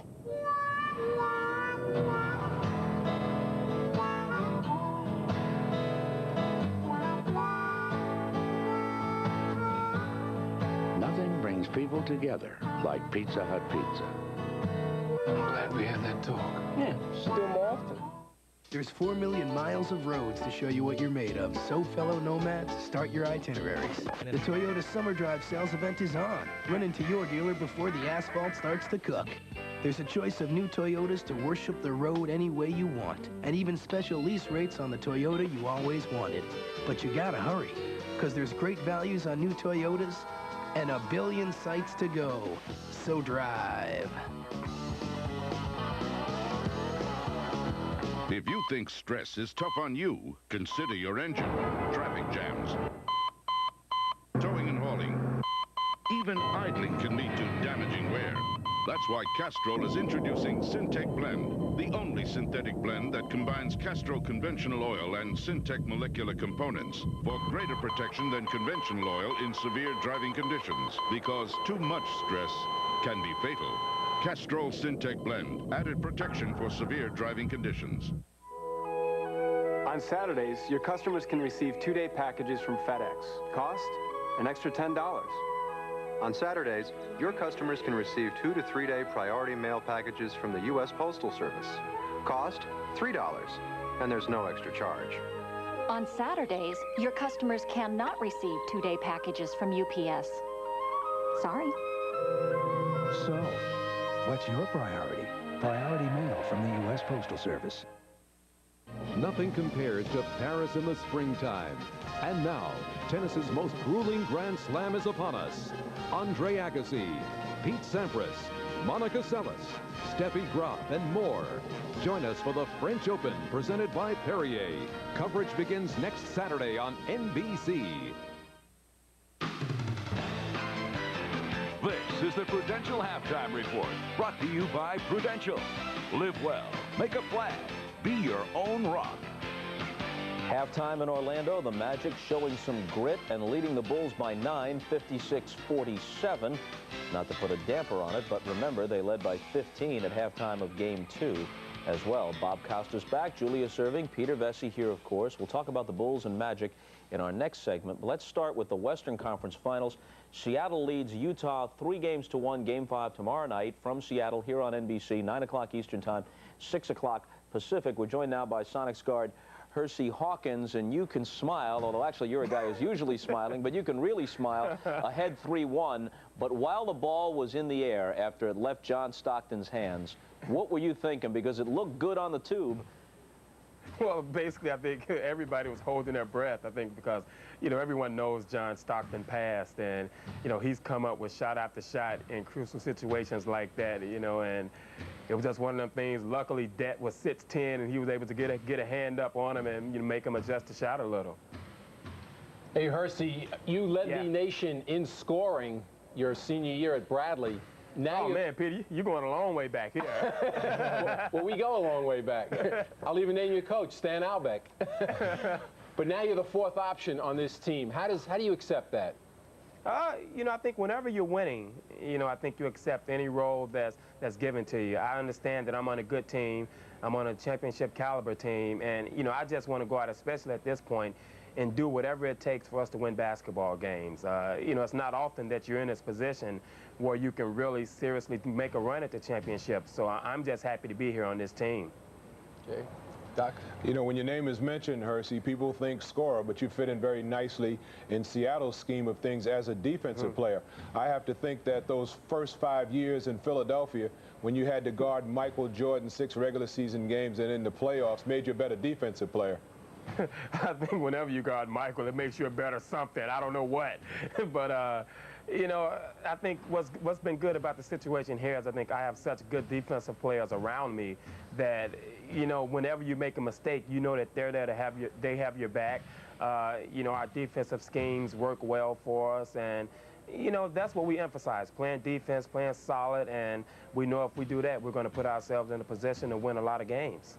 Hersey, there are 7 free agents on the Sonics, Gary Payton being one of them. You're another one. We know Gary Payton's going to be taken care of big time after this year. How have you handled the uncertainty? Basically, you know, I've just gone out and tried to play. You know, I guess when the summertime comes, you know, I'll see what happens. But, you know, I think I'm in a good situation here, so I would definitely like to be back with the Sonics next year, and hopefully something could be worked out during the summer. Does it matter that George Karl would be coming back on a long-term basis or for 1 year? Does his decision have anything to do with what you'll do? Well, I think especially when you enjoy playing for a coach, and, you know, we have a great coaching staff here, that always has an influence on the decision that you make. So it would be nice to see George here for a long time, to sign him to a long-time contract. And, of course, Gary's going to get taken care of, and hopefully everybody else can just fall in line there, and we can have this team back again next year.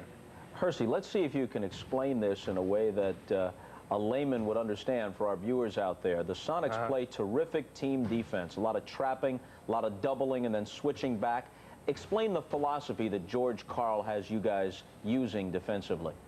Well, I guess it all depends on, you know, of course, the game plan and what particular person, you know. So, I mean, we go into the game with a lot of defensive schemes. You know, that all depends on who's setting the pick or who's in the pick and roll, you know, with the rotations and things like that. So it's sort of difficult to explain, you know, because we do so much out there, and, you know, it's good that everyone's on the same page when we do it.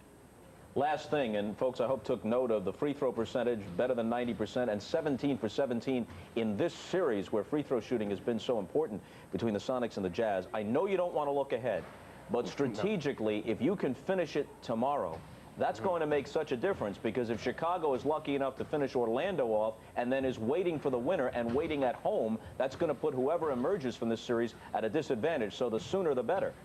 Oh, yeah, definitely. I think whenever you're in a series, you want to get it over as soon as possible. And, you know, we went down to Utah, you know, of course, wanting to win 2, but, you know, we got 1, and we put ourselves in a position to finish it off tomorrow night. So, you know, that's what we wanted, and we'll be ready. We'll leave it all out there tomorrow night and, you know, try to finish this thing off. We're finishing this interview off. You can turn around now, Hersey, and tell the guy behind you, who at first I thought was just doing jumping jacks, you know, calisthenics, but now I realize was trying to get on camera, that in fact he did. All of his friends all across the country know that guy now. That's a real Ford. That was a real Ford. So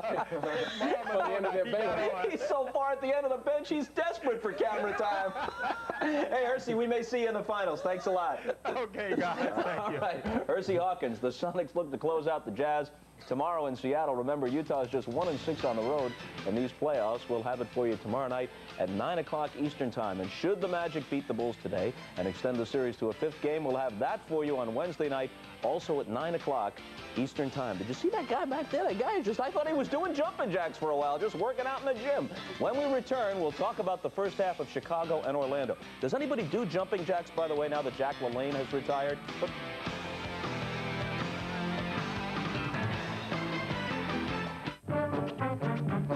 I am a grandfather that takes pleasure in doing anything I can for the kids. And they know it too. I've never been rich and never really wanted to be. I just feel you should live comfortably, but you don't need to be a fool about it. And I try to impart that to my grandchildren. And you got to have a goal and an aim in life in order to get anywhere. From the Dream Team, Anthony Hardaway. Penny on the break will drive and slam it in. Hardaway knocks down the... I'm lucky I'm on the Dream Team. We don't need your help to get to the Olympics, but there are a lot of athletes who do. Help them get there.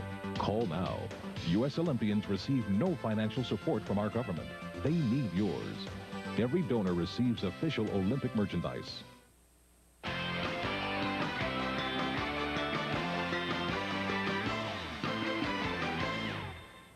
Interesting numbers from this first half. The most important one, Orlando leading it 56-47. Jordan had 20 points. He made his first 7 shots from the field. Shaq has 19 points on 7 of 9, and he's hit 5 of 6 from the free throw line. Let's see what Julius and Peter have to say about it. Let's begin with you, Mr. Vesey. Well, I don't think there's any surprise you're seeing a team that's won 60 games during the regular season playing for pride here. What I wonder is, where was the aggression the first 3 games? Where was the pressure on the defense? You see it today. They're running off makes. They're running off misses. They're running off turnovers. They've got 15 points off of 10 Chicago turnovers. The most surprising thing to me is Orlando has 15 points off its bench, and that you've got 2 of their bench guys starting, so maybe their bench wasn't as bad as we thought. Doctor. Well, when you shoot 61% from the field, you should be ahead, but the effort is superior today. The guys who are supposed to set picks on plays are setting them with authority. They got the swarming defense working. Orlando's playing the type of game that they needed to play today, but they got another half to play. Good luck. Penny with 15 points, by the way, in the first half, and 6 assists. He had just 9 assists in the first 3 games combined coming into this one. The French Open Tennis Championships began today in Paris. No major upsets. On the men's side, top seed Pete Sampras won in straight sets, taking the 3rd in a tiebreak. 3rd seed Andre Agassi had more difficulty in the rain at Roland Garros, losing a 2nd set tiebreak before taking the last 2 sets 4-4. And Jim Courier, the number 7 seed, also was pushed a bit, needing a tiebreak in the 3rd set before winning in 4. On the women's side, co-number 1 seed Monica Seles got little resistance. Seles and Steffi Graf are both seeded number 1. Graf plays tomorrow. Our coverage picks up on Saturday. Note the early start time of 10 a.m. Eastern prior to our coverage of the U.S. Women's Open Golf Tournament. Halftime in Orlando, the Magic leading the Bulls by 9 as they try to stay alive. Back to the arena after these messages from your local station. This has been the Prudential Halftime Report, brought to you by Prudential. Live well, make a plan, be your own rock. Next Monday at 8, 7 Central. You have a bad day here, somebody dies. NBC presents the heroes who risk their lives. My baby is still up there. And the families who fear for them. Chances that you take. From acclaimed director Ron Howard. Go! Robert De Niro, William Baldwin, Rebecca De Mornay, Scott Glenn. Let me go! And Kurt Russell. You go, we go. Backdraft next Monday at 8, 7 Central on NBC. When compared to European luxury cars, the Lexus LS400 enjoys the highest customer loyalty. It offers the best retained value. It costs thousands less than its competition. In fact, the LS400 is so superior, it turns European luxury cars into sitting ducks. Test drive the LS400 at Harvey Lexus of Grand Rapids. And be careful, it's loaded. Johnny Bench for S&K. Want your men to look great for less? Come to S&K's Spring into Summer Sale. Get 2 wool blend suits for $200, 2 all-wool suits for $300, or 2 Famous Maker suits for $400, half what you'd expect to pay. And through Father's Day, when you buy 2 suits, you'll receive a $20 gift certificate for sportswear free. So hurry into S&K's Spring into Summer Sale. So where are you going to buy your next suit? 4 locations in Grand Rapids, Lansing, Holland, and Traverse City. Call 1-800-644-SUIT. Maybe it's because their frames are welded instead of bolted. Or because their decks are stamped from a single piece of steel. Or maybe it's the fact that they have the highest resale value in the industry. Oh, hey, I always wanted one of these. But the truth is, when people are asked what kind of lawn tractor they'd like as a gift, Happy birthday, Dad. most say the same thing. Visit Four Seasons Yard and Sport Equipment, Tailored Lawn and Turf Equipment, and Joe's Lawn and Garden. The Kona Satellite, only on 24-Hour News 8. They come from every part of America, training a lifetime for one chance at greatness. They're our Olympic athletes, and this summer, they're the home team.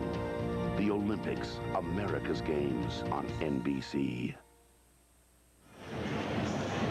Welcome back to Orlando. Marv Albert, Matt Gukas, Ahmad Rashad, and Jim Gray. Orlando with the lead at the half, and it was obvious right from the start. This is a different Orlando team than we saw on Saturday in Game 3. They came up all sparked up.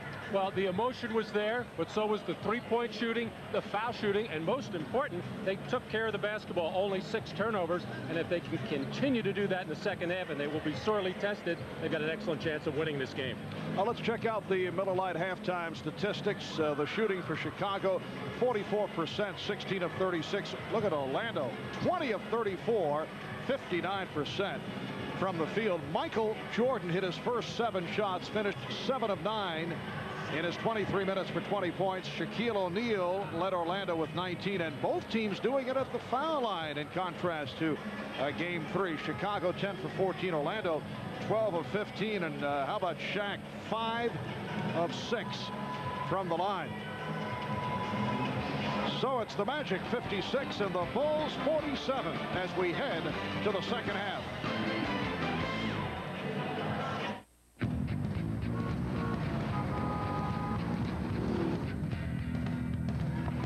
Up here, I feel like traffic is miles away. With UConn's commanding view and accommodating size. Unlike some others, I have virtually unlimited capacity. UConn can make you feel invincible. UConn by GMC. It puts you comfortably in command.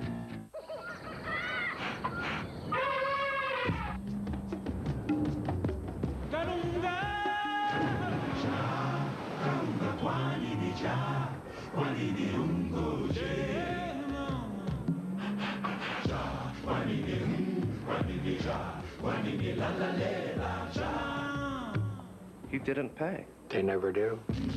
Now Snickers is even more peanuts. Tons of them. To whom it may concern, I've always loved the summer games. The running, the jumping. It's all good. Even the shot put thing is pretty cool too. Still somehow, I can't help feeling there's something missing. Me. And that's why I think football should be an official event of the summer games. Let's have a meeting and put this together. That's my dream, and this is my planet. If I could Basketball didn't always come easy for Scottie Pippen. The youngest of 12, he was not even recruited out of high school, and his college career began as the equipment manager. Now this 1,000,000-to-1 shot is one of the NBA's greatest players. His dream will take him back to the Olympics on NBC. Orlando up by 9 as we approach the start of the second half. Remember, Orlando led by 15 at halftime in Game 2 in Chicago. Jordan, the only Bull in double figures with 20, 19 for O'Neal, and 15 for Hardaway. Before the second half gets underway, let's go to Ahmad Rashad. All right, thanks, Marv. Phil Jackson telling his team that the problem was not running their offense. Also, way too many turnovers. They had 10 in the first half. If they can hold it down to 5, they'd be okay. Also, the problem with Penny Hardaway, let him get too deep in the blocks. They want to try to keep him away from the basket more and not give him any easy baskets. And in the words of Randy Brown, who told me Phil Jackson basically told them to get their butts in gear. All right, let's go down to Jim Gray. All right, thank you very much, Ahmad. I spoke with Brian Hill. He was very pleased with the first half, said it was the best half that he felt they had played in this entire series. Liked the way that they protected the ball, and he liked the tempo of the game. He said, we're going to continue to run, and we'll continue to protect the ball. Marv? All right, Jim. Penny Hardaway leading the way with 6 assists in that first half, 12 assists for Orlando, and that a positive stat. Brian Hill checks over the first half rundown. Here's Michael Jordan. Rodman able to get it to Jordan. Scottie Pippen only 2 for 7 from the field in the first half, facing a double team. And last touched by Hopper. Well, tentative first possession for the Chicago Bulls, but I think Michael Jordan knows, as well as the rest of the Chicago Bulls, he can't be the only one scoring. He's going to have to get some other players involved. And normally Scottie Pippen is the guy that has to pick it up, first of all, by scoring himself and then making some plays for others. Anthony Bowie starting for the injured Nick Anderson. Here's Bowie. And Rodman with the rebound. Finding Hopper with Koncak back. So John Koncak collecting his 3rd foul. Terrific outlet pass by Dennis Rodman to send Ron Harper towards the basket, but as he looked up, he saw number 45, John Koncak, standing there. In Saturday afternoon's game, early in the game, Ron Harper had a similar type of play at the other end of the floor, and John Koncak hammered him hard and picked up a flagrant foul. Hopper, a 70% free throw shooter during the regular season. That is his 6th point.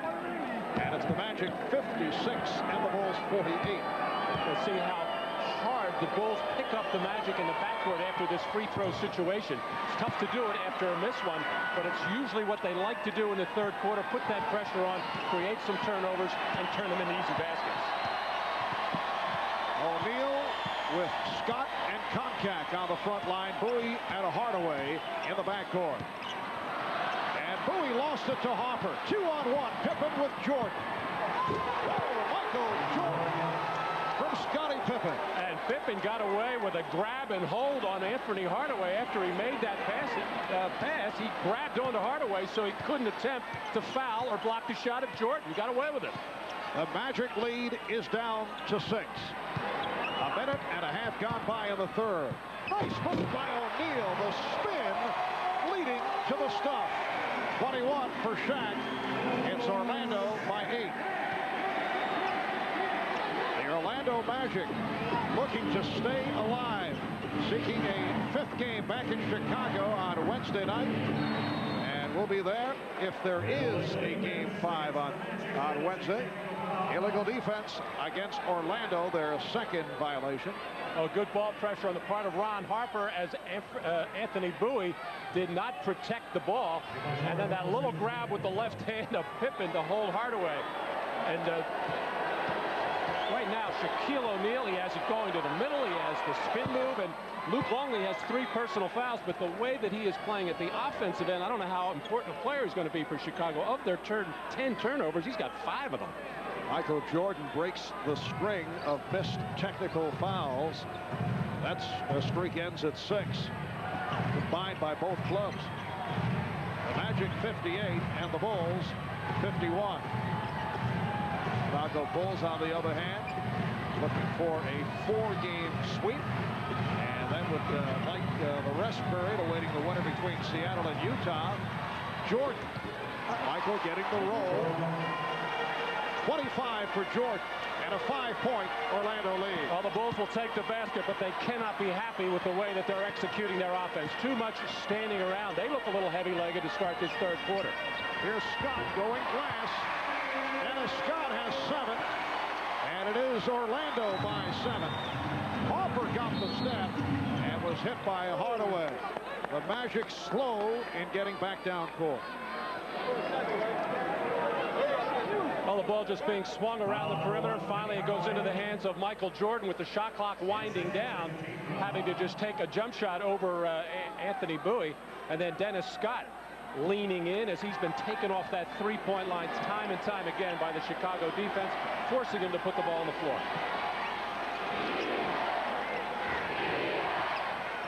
Hear the chant of defense from the crowd as Scottie Pippen teed it up but passed on the three. Hopper for three.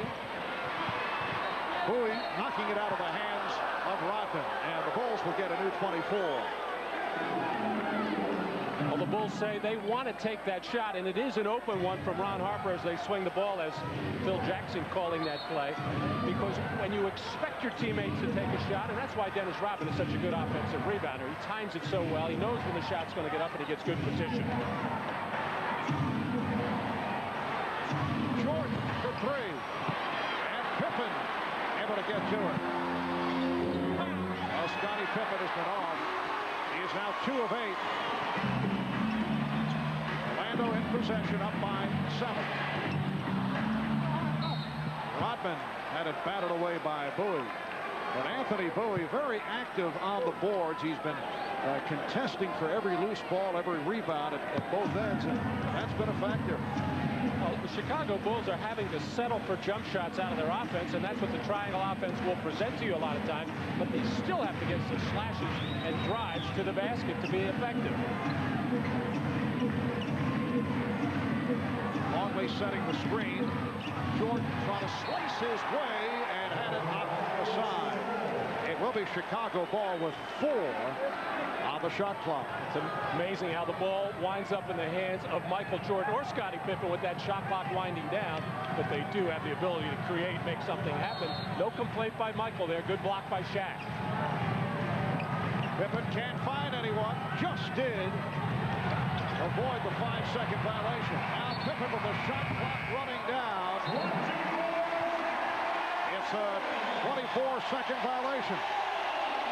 12th turnover for the Bulls. Well, when you don't set good hard screens on underneath out-of-bounds plays and come off hard, you're going to get yourself in that situation, and you have to expect it with just 4 seconds on the shot clock. The Bulls so far kind of sleepwalking into this second half. Well, we talked about this possibility yesterday with Phil Jackson, asking was there fear of a letdown, and he said yes there was. Bowie on the drive. That's his first field goal, and the Magic has opened up a 9-point lead. Not only a question of a letdown, but Orlando is playing a different brand of basketball here this afternoon. Luke Longley with the short hook to cut it to a 7-point Magic lead. This is when the Magic try to overload that one side of the floor. Bowie likes to throw the alley-oop lob, doesn't get an opportunity here. There's the hard spin again. Yes, and it counts. And Shaquille O'Neal has been unstoppable with that move. The head fake, the spin, and the stuff, drawing the foul on Longley for Longley, his 4th. Well, Shaq just uses Luke Longley as a post. He just leans into him, and that freezes his body, and then Shaq is really able to go either way, and he's been very effective going to that baseline. And James Edwards will get a look, as Luke Longley did finally get a field goal on the last Bulls possession, but he has had his problems here this afternoon. Hardaway able to tear it away from Rodman on the offensive board, and a foul is called.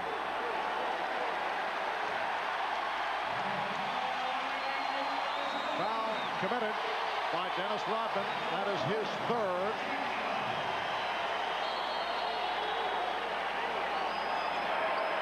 Well, you expect a miss from Shaq on free throws no matter how well he's shooting it. Dennis Rodman failed to block out Penny Hardaway.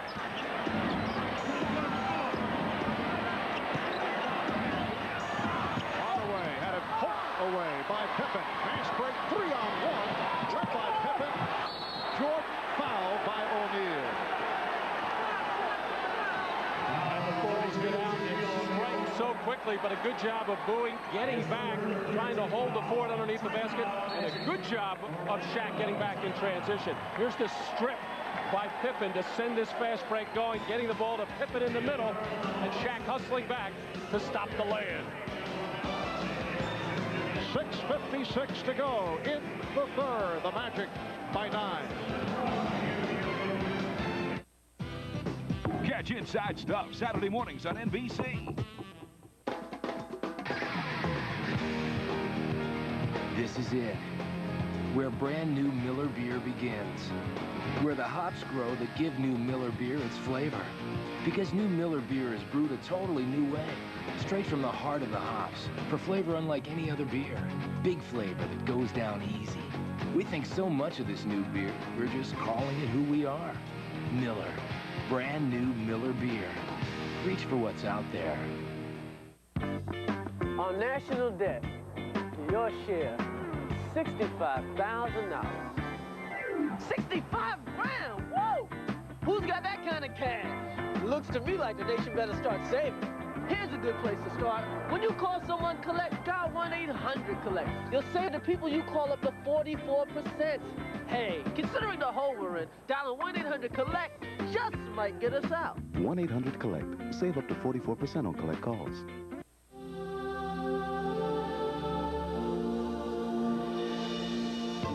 With Sierra's strength and exceptional power, life's daily obstacles are easily handled.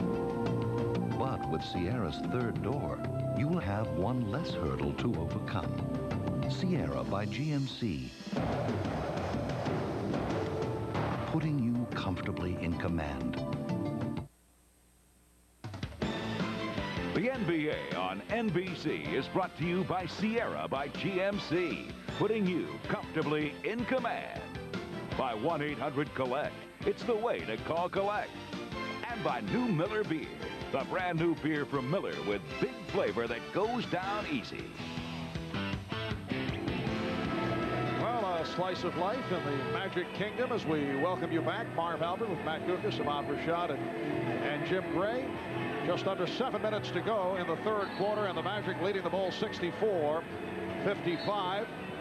A performance in contrast to what took place here on Saturday. Orlando shooting 60% for the game on 24 of 40.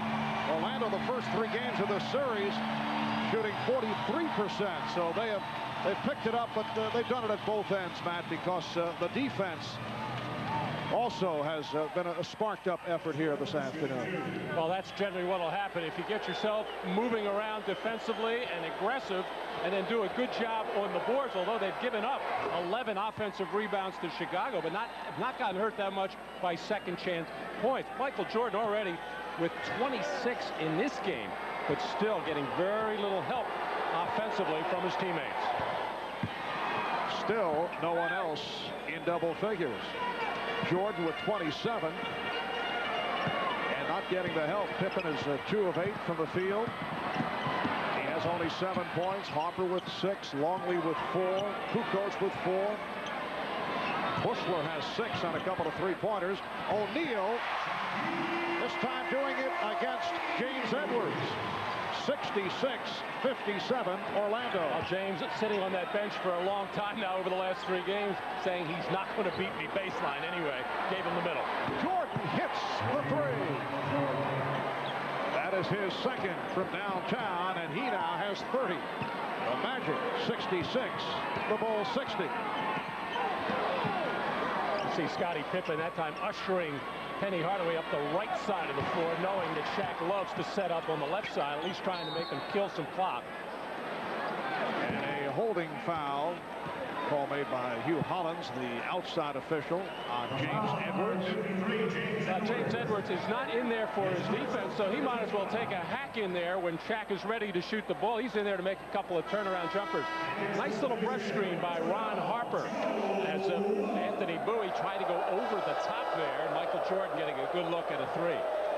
Now 3 team fouls apiece. Joe Wolf is back, replacing John Concat. Steve Kerr has checked in. It has been all Michael Jordan for the Bulls. He has accounted for 10 of Chicago's 13 points in the third quarter. Hardaway with the fake, and then picked up on the switch. Scott for 3. And Rodman with his 9th rebound. Firing down. Has Pippen. Scottie Pippen going all the way. And the Bulls are within 4. And Rodman, after that rebound, looked to the crowd, put a fist in the air. He knew he threw a bullet right into the hands of Pippen. An excellent outlet pass by Dennis Rodman. Scott protecting the dribble on Jordan and drew the foul. Jordan looking for the steal. Is hit with his third foul. Well, this is the kind of pressure that Chicago will put on you in the third quarter. Just a little bit of a smile there by Michael looking at you, Hall, and say, hey, if you're not going to let me do what I normally do, we'll never get any steal. And again, a foul is called. Bulls have done a good job defensively on Penny Hardaway. Pippen called for that foul, his third. Well, in the history of some great outlet passers, Wes Unseld comes to mind, who used to be able to make that in the air sometime. Grab that, well, he didn't stay in the air that long, but Wes could take it and rifle that two-hander the length of the floor. Dennis Rodman right there. Bill Laimbeer very good at that type of outlet pass as well. So Dennis Rodman saw a lot of that from Bill throughout his career in Detroit. Bulls are now over the foul limit. Hardaway taking advantage. 17 points, and it's the Magic 68, the Bulls 62 as we approach 5 minutes left in the third. Rodman at the high post now. Shot clock at 7. Jordan operating against Bowie. Yes, and it counts. A foul on Bowie, and Jordan heads back to the line. Michael Jordan single-handedly bringing the Bulls back. With the shot clock winding down, how many times have we said that? Michael in the post has felt very comfortable in his ability to spin away from Anthony Bowie going up for that jump shot. Michael sees that double team coming from the weak side. Joe Wolf. Three-point play by Jordan. Here's the trap by the Bulls. Jordan has 33 points. The Orlando lead is down to 3.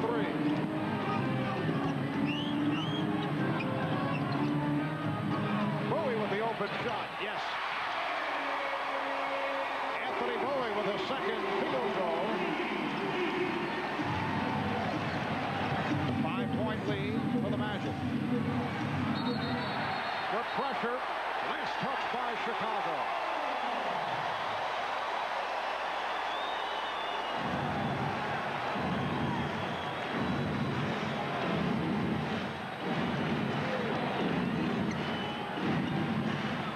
By Kerr.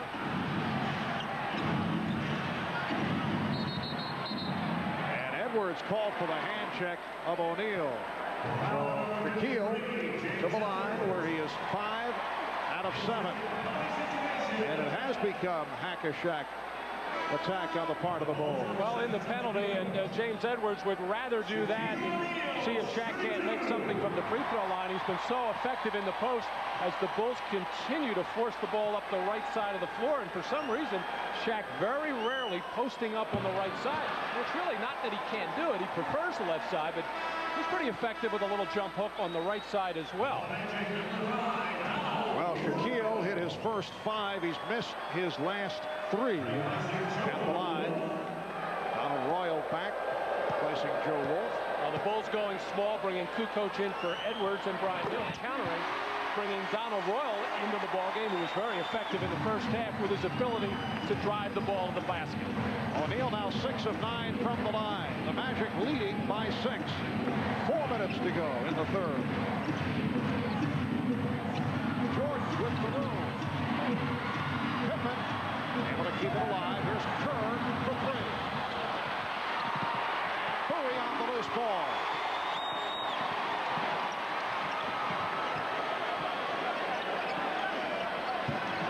Bowie played by Kukoc. Able to beat him off the dribble. Anthony Bowie. And it's the Magic 73, the Bulls 65, and Phil Jackson calls for time.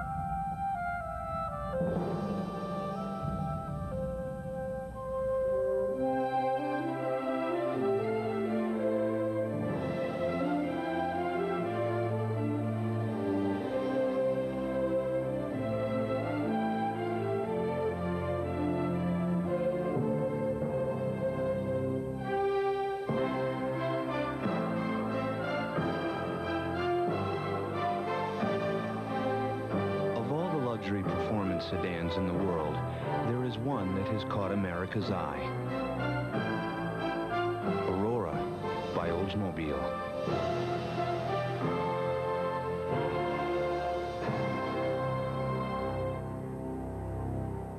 Hello, Dave. Hello, Red. Back so soon? I hear Wendy's spicy chicken sandwich is back, but try this. Not bad.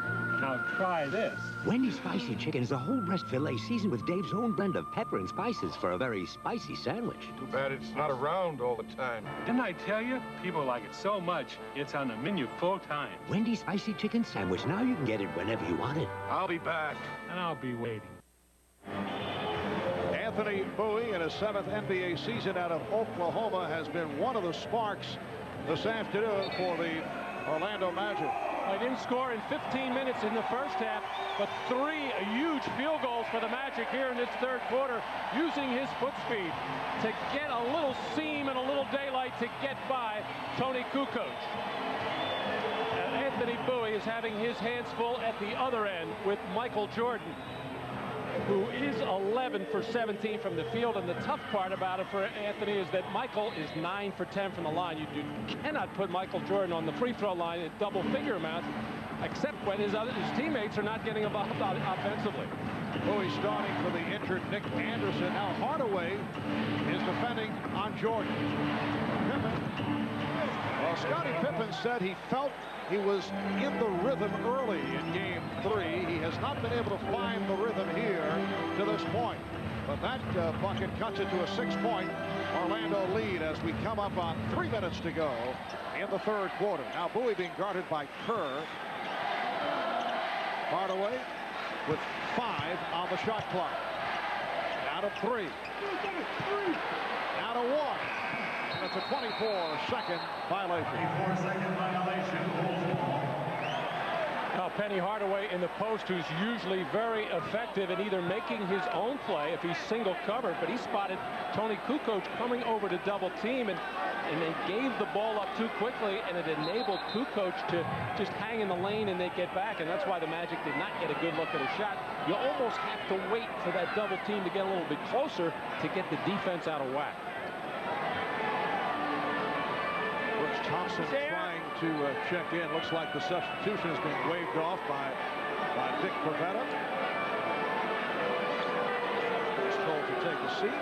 And the reason for that, in the judgment of the officials, and in particular Dick Bavetta, that Brooks Thompson had not been in that little box at midcourt where you have to be when the whistle is blown on the infraction. He is in there now in his catcher's position. I believe he called for the curve. He did. The Magic 73, the Bulls 67. Michael Jordan with 13 of his game-high 33 here in the third quarter. As Jordan trying to slice his way, he is called for a traveling violation.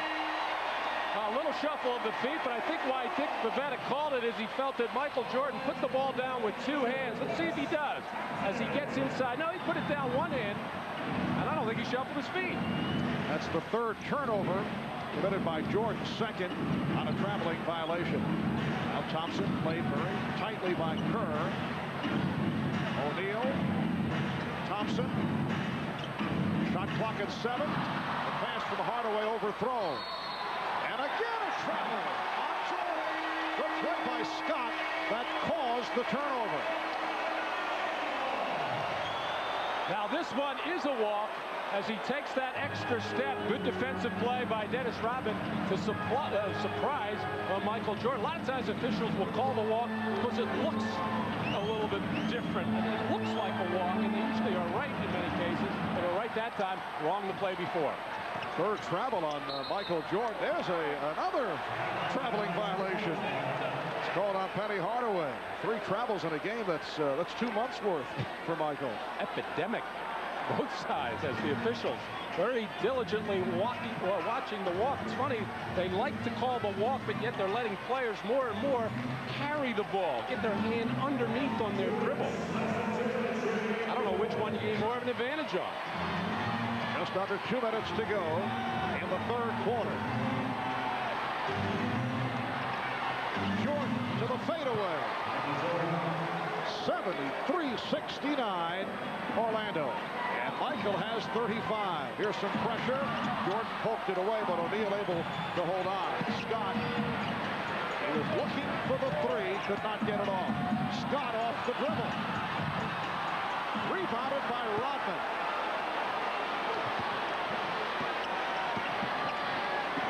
Rodman over Pippen. And the Bulls are within 2 points. Well, Shaq did not sprint back on defense. Maybe a little leg weary right now. Dennis Rodman did run hard. And even though it was a slow-looking break, Pippen found Rodman all alone underneath. 6-0 run by the Bulls. Backdoor pass broken up by Kerr. Kerr beating Thompson to the cut.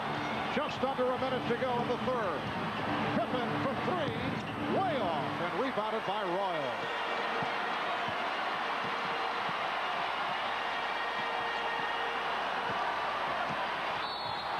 Hardaway hit on a reach-in with 43 seconds to go in the third quarter. Foul on Pippen. That is number 4.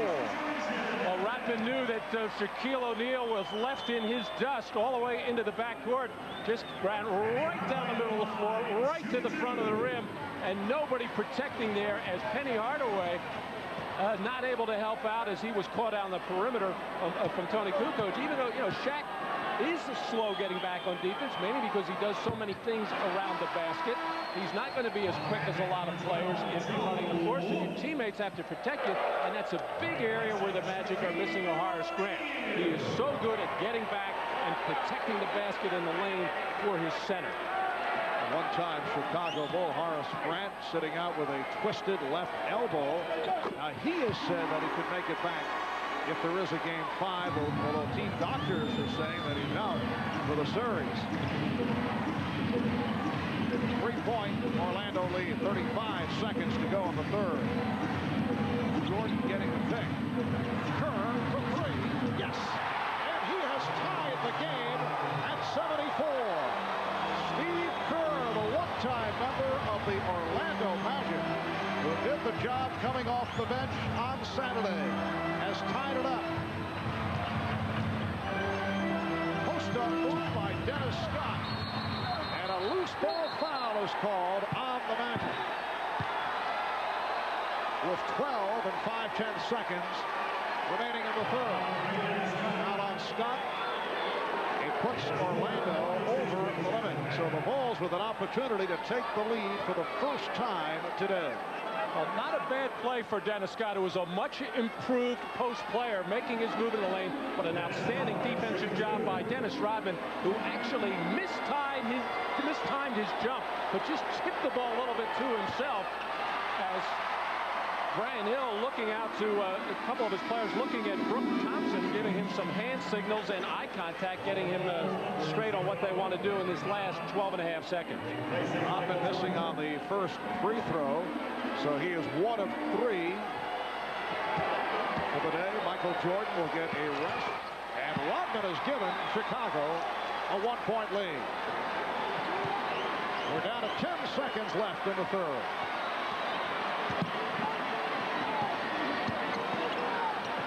And Hardaway calls for time with 2 and 4/10 seconds to go. It's a 20-second timeout. It's been amazing throughout this series how Phil Jackson has been getting contributions from his bench. We saw Judd Bushler hit a couple of threes in the first half. Randy Brown doesn't play a lot of minutes, but he forced a 20-second timeout there with intense pressure on Penny Hardaway and then getting help on the double team. A reminder, tomorrow NBA playoff action will move to prime time, 9 p.m. Eastern. Sean Kemp and the Sonics going up against Carmelo in the Jazz game 5 of the Western Conference Final.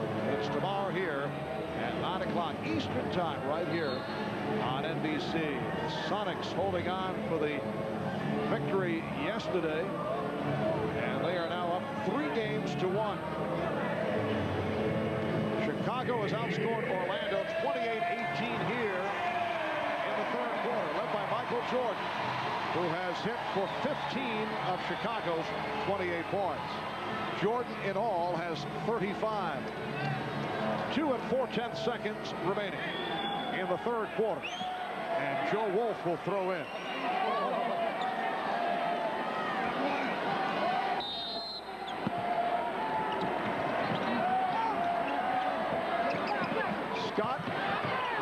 Another shot blocked by Kufo. And that being applauded by Phil Jackson. After 3 at the arena, it's the Bulls by 1. Jordan 12 of 18, 35 points in all. We'll be back after these words from your local station.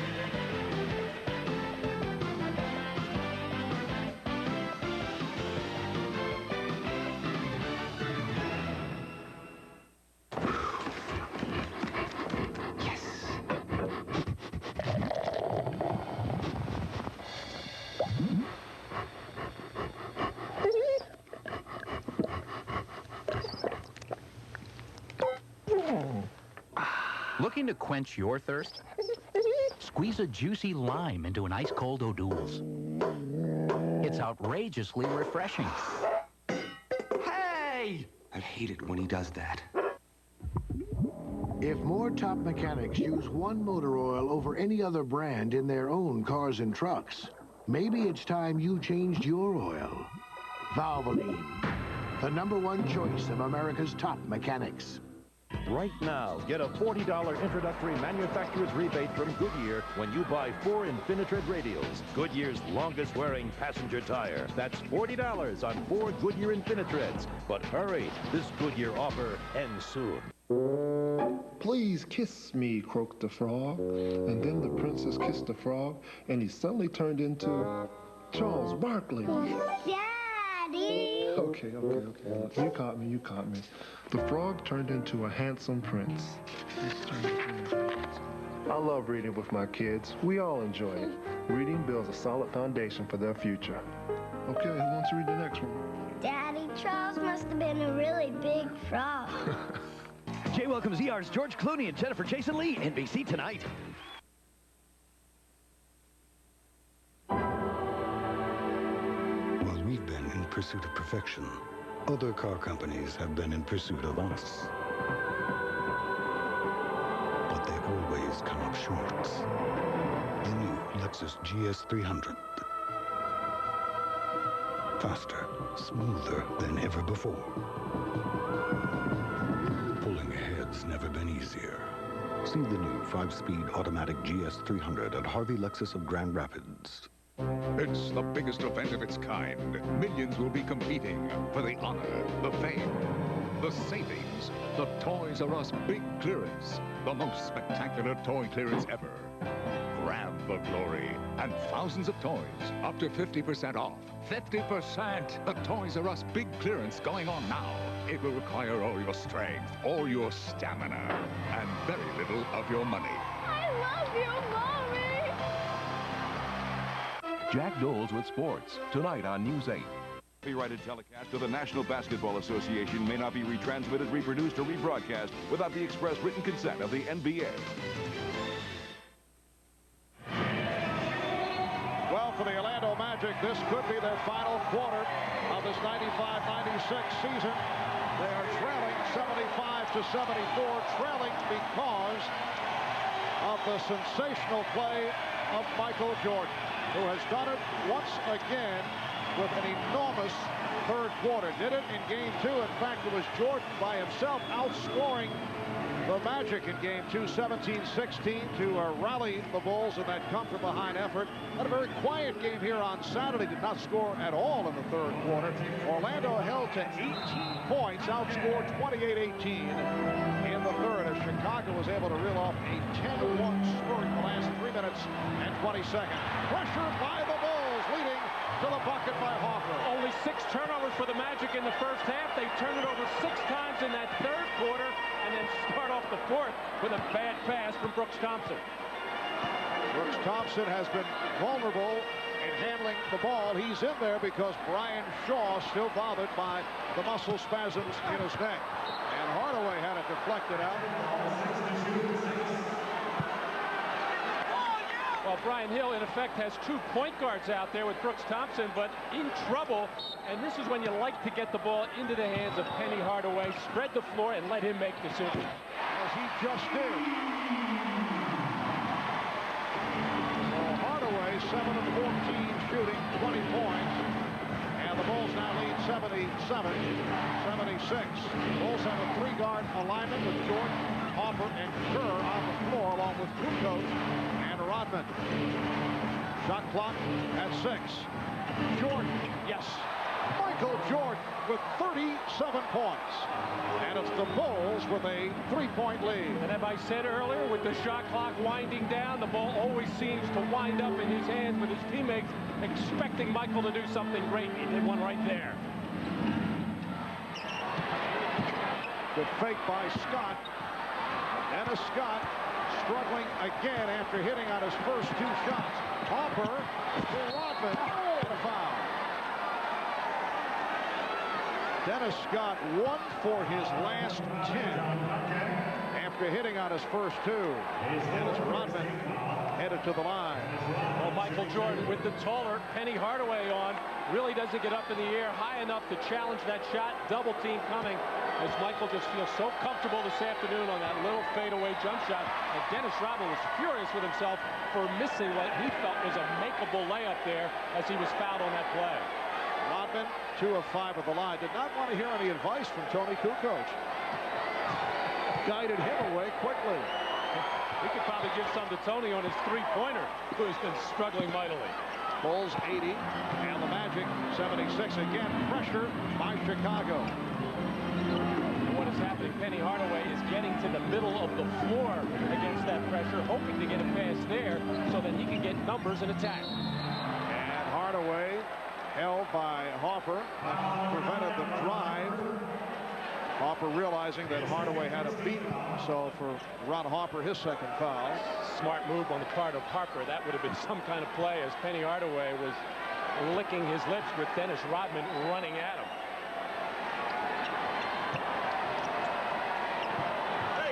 Thompson.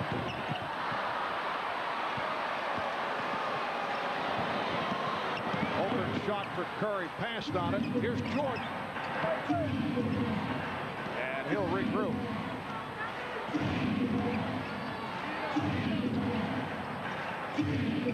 Rodman had it poked away. Hopper on the recovery. And the foul is called as Comcast got to the rebound and was hit from behind by Jordan. Timeout taken with 9:55 to go in the fourth. The Bulls lead by 4 points. We'll be right back. Do or die for the Jazz against the Sonics. Tuesday night at 9 Eastern on NBC.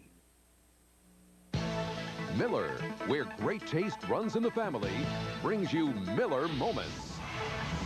Today we look back at a Memorial Day classic, the Magic and the Pacers. Last year, Game 4 of the conference finals, and Penny Hardaway's three-pointer gave the Magic a 93-92 lead with 1 3/10 seconds to play, but it was enough time for Rick Smits to hit the game-winning shot at the buzzer for a 94-93 victory. In recognition of this moment, the Miller Brewing Company will donate $1,000 to the Thurgood Marshall Scholarship Fund.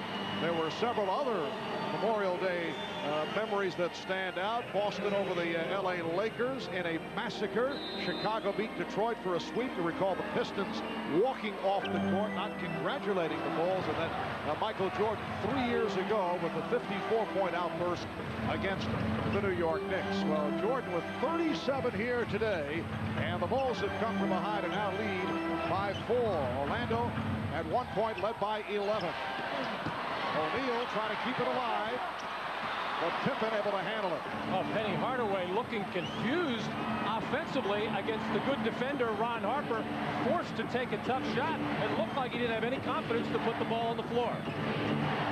Longley back on the floor. Tony Kukoc. And a traveling violation is called. So the Magic will get it back. And the coaching staff of Chicago arguing that call. Dennis Rodman injured that left elbow when he banged into Dennis Rodman a little bit earlier as Bowie has replaced him. Here is Bowie. Thompson. And the Bulls now lead 80-78. Dennis Scott, who hurt his elbow.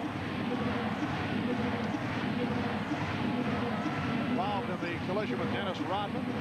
We'll get a report on Scott in a moment. Here's Kukoc. Tony Kukoc from downtown. He was 2 for 33 from three-point land prior to that basket. Well, he was the three-point killer in games 3 and 4 of the regular season against the Magic, and mainly responsible for Chicago winning both of those ball games. Shaquille O'Neal able to beat the double team, and the Bulls now lead 83-80.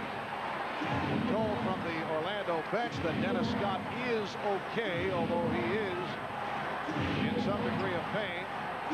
Might be able to return. Oh, Pippen rocked by O'Neal, and that may be a flagrant foul. Number 32, Shaquille O'Neal.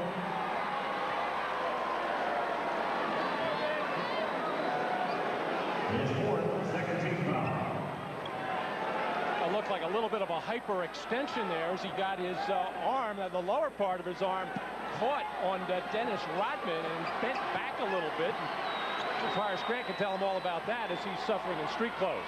Well, there's no flagrant on that. I thought I saw the indication. It's just a hard foul. Called on Shaquille for his fourth. Longley. And the Bulls now lead 85-80. 7:35 remaining in the fourth quarter. The Bulls keep that pressure on in the backcourt, trying to make the Magic use up a lot of time. And now Shaq, for the second straight time, posting on the right side. Illegal defense. Called for the third time against Chicago. So Hardaway will shoot the technical. Hardaway 4 of 6 at the line. There's some confusion as to who was illegal. Referee Hugh Hollins put up a 2 and a 5. And both Tony Kukoc, who wears number 7, and Steve Kerr, who wears number 25, looking around asking who was on. Hugh Hollins said, what difference does it make? One of you two. Or both. Chicago with a 4-point lead. 7:20 to go in the fourth quarter.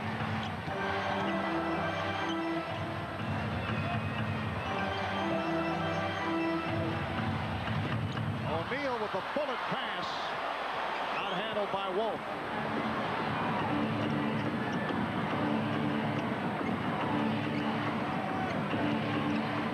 Hopper.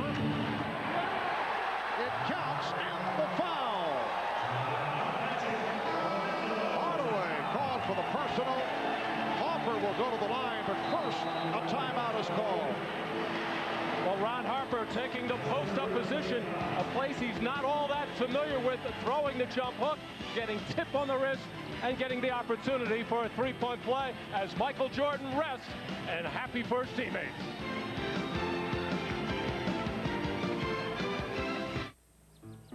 You ever notice the face of your kid on the way to McDonald's? His eyes light up. He smiles uncontrollably. And he just gets so happy.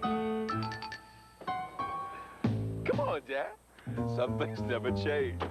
Now McDonald's has a new kind of burger, the Arch Deluxe, with the taste, toppings, and big size grown-ups love. The new Arch Deluxe, the burger with the grown-up taste, also available with bacon.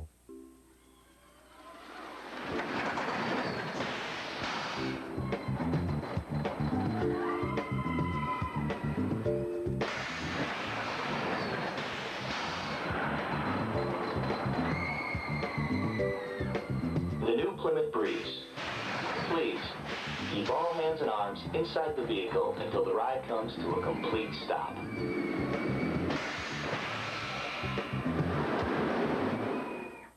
Wow, how'd they do that?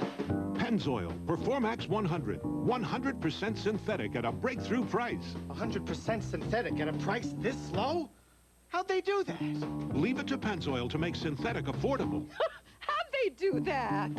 Hey, there's more. An extra $6 rebate on a case. Or $6 off on an oil change by the pros. How'd they do that? Pennzoil, a broadcast sponsor of NBC's coverage of the 1996 Olympic Summer Games. The NBA on NBC is brought to you by Plymouth. One clever idea after another. That's Plymouth. By the U.S. Army. Be a part of the toughest, smartest Army in the world. Be all you can be. And by Budweiser, official sponsor of the 1996 Olympic Summer Games. This Bud's for you.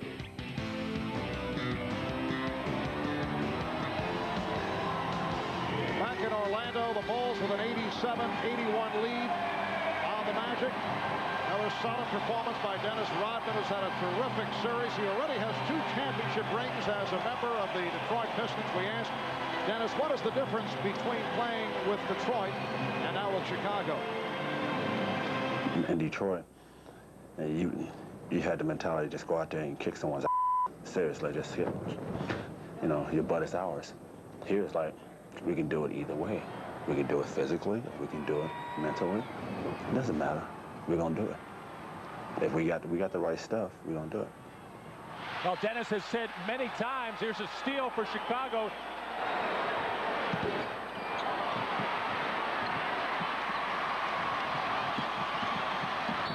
Brooks Thompson run into by Luke Longley. Foul number 25, Steve Kerr. Well, Steve Kerr picks up the foul. I was about to say about Dennis Rodman, has been asked many times about how great this Chicago team is. Obviously very, very great. But he has also said that he felt his championship teams in Detroit were better because the league was a lot stronger at that particular time. Chicago with a 23-8 run that goes back to the 3rd quarter. That's over the last 8.5 minutes. The Bulls have hit 9 of their last shots. That also dates back to the 3rd quarter. As Shaquille makes his move, the foul is called. Basket won't count. Longley picks up number 5. We have 6:34 remaining in the 4th quarter, and the Bulls lead 88-81. Biggest lead of the game for Chicago.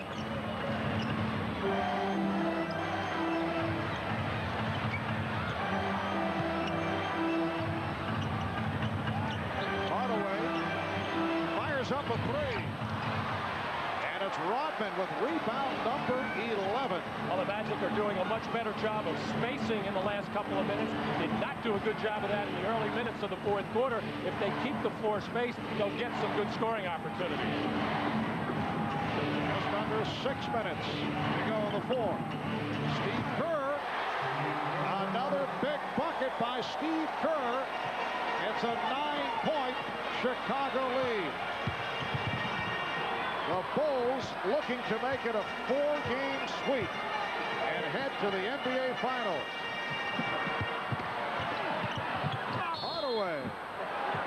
Hardaway is fouled. Penny Hardaway, after the good start, has hit only one of his last 7 shots. Foul committed by Kerr. And Hardaway will shoot a pair.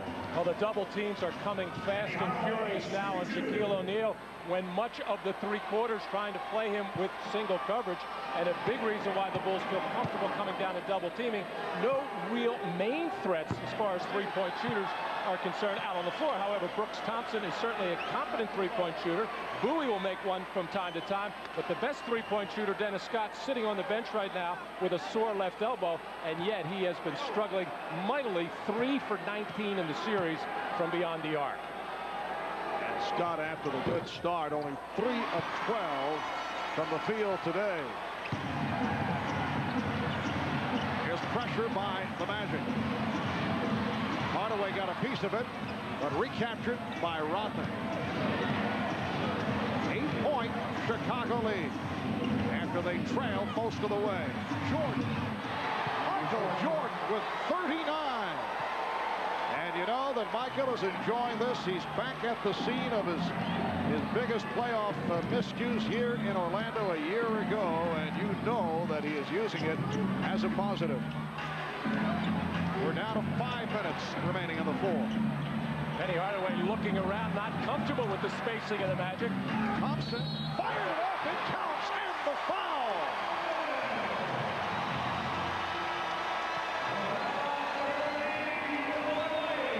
Well, Penny in the post was looking for Thompson to make a move and take his man out of there, He got his man out of there and wound up getting the ball. And that's what's happened to the Magic throughout this series. So much standing around when the double teams come, because that's the scheme. So you know where your spot-up shooters are. But from time to time, you have to read the situation and make the appropriate cuts. And Luke Longley fouled out on the play. 22 minutes, 6 points, 5 rebounds. Right at the start of that move by Thompson, Steve Kerr took a shot in the chin, although a little overreaction on the part of Steve to try and draw the attention of the official who waved it off. And it was Longley called for the foul. 3-point play by Thompson. 92-85 Chicago. Just under 5 minutes remaining on the fourth. The Magic desperately trying to hang on, looking to force a 5th game in Chicago. Jordan for 3. Michael Jordan with 42 points. And the only hesitation there to make sure both feet behind the line. Hardaway swept aside by Rodman. And a foul is called on O'Neal. And for Shaquille, that is number 5. Well, the Bulls able to break down the full court pressure of the Magic, getting the ball to the middle of the floor where Scottie Pippen had a good look at the defense and where his people were. And no doubt he picked out the best person open on that left side. So the Chicago Bulls, who went 72-10 during the regular season, best record in the history of the league, looking to continue the dominance coming into today. They had won 10 of 11 in the playoffs. Out on Thompson. Both teams are over the limit. And Jordan will go to the line. While the Orlando Magic are now facing the prospect of being swept from the playoffs for the 3rd straight season. And it has to make you wonder, well, this team has shown very little in mental toughness or growth. The injuries can be used as a cop-out at this point, and certainly there have been severe injuries, particularly the ones suffered by Horace Grant. But I think the main problem, there's no true leader on this ball club. Well, you have the 2 young players in Shaquille O'Neal and Penny Hardaway, extremely talented, maybe at this stage of their career a little bit uneasy about stepping on the other's toes. I don't think they can do that. I think Penny Hardaway, being the ball handler and the guy out on the floor and the point guard, he has to become the leader of this team, and he will in time. Here is Kerr. Steve Kerr with 7 points, and it's the Bulls 98 and the Magic 87 with 3.5 minutes remaining in the 4th quarter.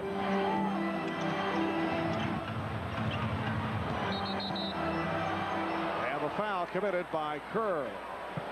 Foul number 25, Steve Kerr.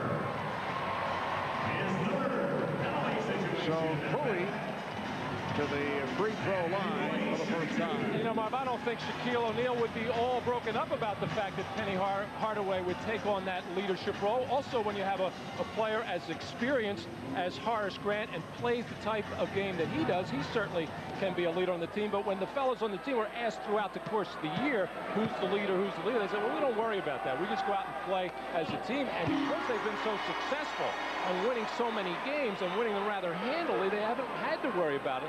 This being the toughest test that they've had to face, and getting blown out in game 1 really took, I think, the heart out of this team. Not that they necessarily gave up, because they came back strong in that second game, but then losing the 18-point lead further took it out of them. Hardaway is a terrific all-around player, but does he have the demeanor to be a true leader? I think he does. I think it's just another year or two. He's only 24 years old. 98-89, Chicago on top as we come up on 3 minutes remaining in the 4th quarter. Pippen's pass broken up. You see Dennis Scott is back on the floor. Last touch by the Bulls, and Scott will throw in. Well, this is where Penny Hardaway really has to be a leader. He's got to make something happen for himself or kick out for a 3-point shot and let Shaq clean up on the offensive boards if it's a miss. Very tentative here.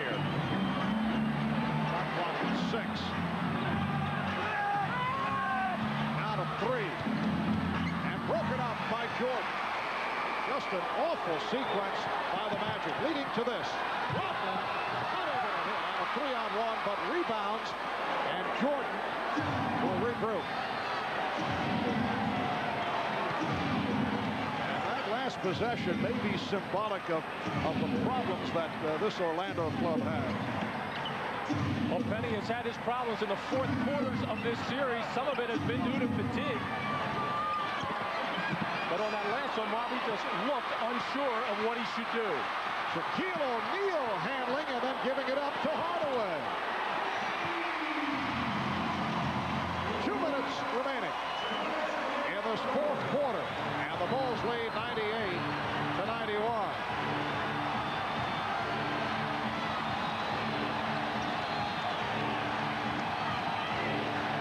Kukoc, played by Scott. Shot clock at 5. Jordan with the pull-up. Yes. 45 points for Michael Jordan. He is 16 for 22 in what has been another extraordinary performance. Thompson, wild shot, but able to go glass. Thompson has hit 6 of 8, 15 points. And the Bulls now lead 100-93.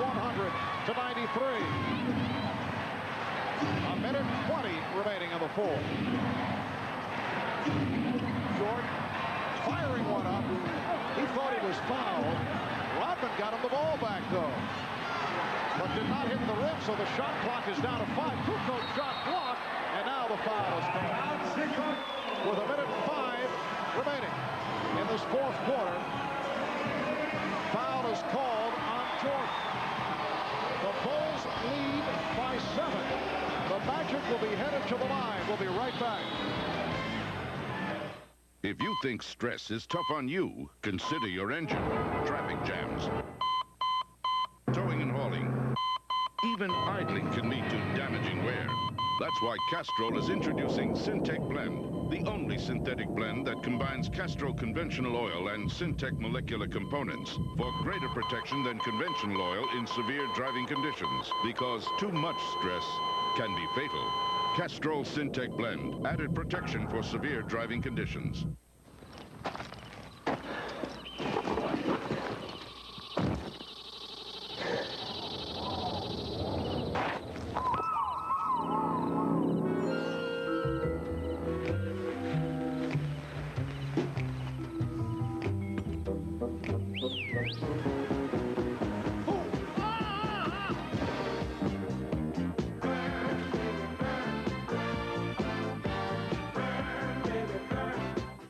With 4 doors, tons of interior space, comfortably contoured seating, and a great stereo, the Plymouth Neon sedan is a huge kick for cruising. While the Plymouth Neon Espresso Coupe's 132 horsepower engine and fully independent suspension make it a real kick in the passing lane. Plymouth Neon Coupe, or sedan, it's never middle of the road. $92.95 for starters, 12.4 nicely equipped. Tonight, there is no Melrose Place, but you can still watch Heather. Sometimes I feel like different people. What dark events drove one woman insane? You step back. In a motion picture inspired by a true story, Shattered Mind, NBC tonight. A minute 5 left in the fourth quarter. It is Chicago 100 and Orlando 93. Chicago with the 3 and a 20 in the timeout department. 3 conventional and a 20, and Orlando with 3 timeouts to go. Well, there you see the big difference in scoring first half for Shaq, and the second half, actually in game 1 with the big blowout, Shaq hardly playing minutes there, and the 20-point win by the Chicago Bulls in game number 3. And in this particular fourth quarter, for example, just about every time he has touched the ball in the low post, he's been quickly double-teamed and forced to give the ball up. And that's why throughout the course of the season, the Magic, as their go-to guy down the stretch, has been that man, Penny Hardaway. Dennis Scott at the free throw line for the first time. Scott, an 82% free throw shooter. A minute 5 remaining in the fourth quarter. Scott can bring the Magic within 5. Yes. Another example of how off his shooting has been. And Michael Jordan still smiling. He was unhappy with that call. He felt he was going for a loose ball off that rebound and looking out to the official saying, see, I told you. So Scott misses on both. For Dennis Scott, going back to the miserable final series he had last year, along with Nick Anderson against the Houston Rockets. Another extremely difficult time. And Dennis today, 3 of 12 from the field, 0 for 2 at the free throw line. And it looked like Dennis was going to have a good ball game, coming out and making those first 2 field goals. Was aggressive defensively, primarily on Scottie Pippen. Did a good job early, but then has just been unable to find the range. Dennis Rodman now 4 of 7 at the line, 8 points along with his 14 rebounds. 8-point Chicago lead. Make it 9 with 1:02 to go. Thompson handling against Kerr. The Bulls coming from behind. Orlando led by as many as 11. Hardaway rejected by Rodman. Here's Scott. 102-95 with 47 seconds to go in the fourth. And Jordan will handle against Bowie. Now Pippen facing the double team. Foul is called. It's on Scott.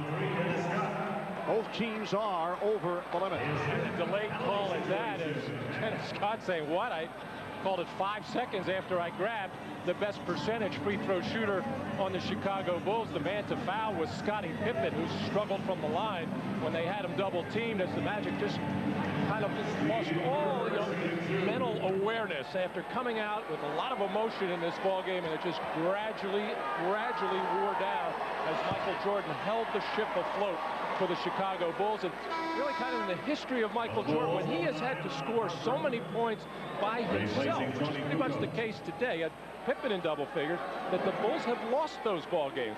But he was able to play such a marvelous game today and carry it home. 16 of 23 from the field, 10 of 12 at the line, along with 5 assists for Jordan.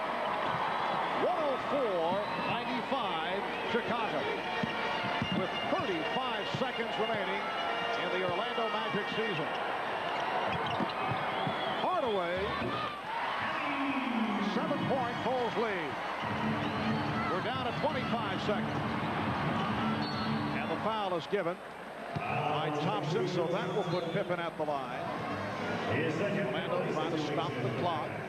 Pippen 2 of 4 at the line and a 67% free throw shooter during the season. Down to 23 and 8/10 seconds to go in this fourth quarter. Well, it wasn't a typical all-around Scottie Pippen performance. He played so well in Game 3 as he comes up way short there, as he appeared to come out of his perimeter shooting slump. The Bulls seem to feel when he is on with his outside shot that they are unbeatable, because it just opens up so many other things for Scottie Pippen at the offensive end to create. And you know you're always going to get a tremendous defensive effort from him. Bulls 105 and the Magic 97. Light pressure being shown by Chicago. Thompson. Thompson with 17 points off the bench, down to a 6-point lead. 10 seconds to go, and again a late whistle on the foul. Almost like Hugh Holland saying, guys, you got to foul harder so I can blow the whistle. Magic just tiptoeing up to Ron Harper.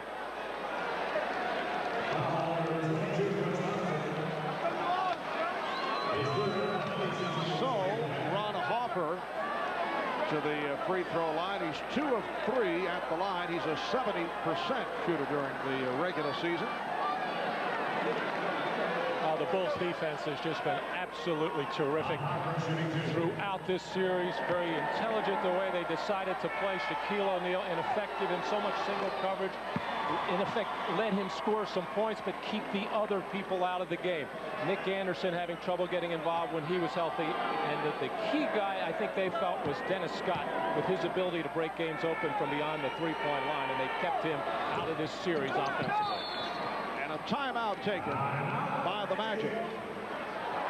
9 seconds remaining in the fourth quarter. The Bulls lead by 7.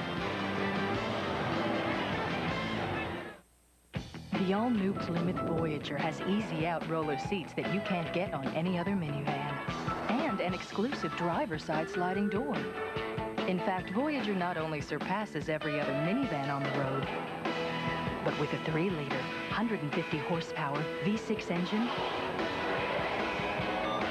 it has 36 times the cargo space of a Porsche 911 for about a third of the price.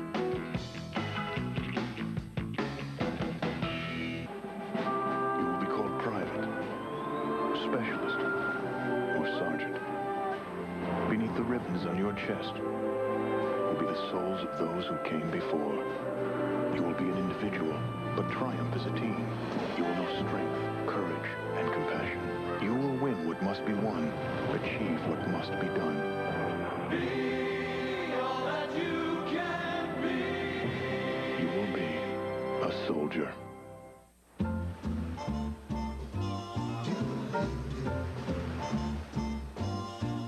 Somewhere beyond the sea, somewhere waiting for me. Your turn, man.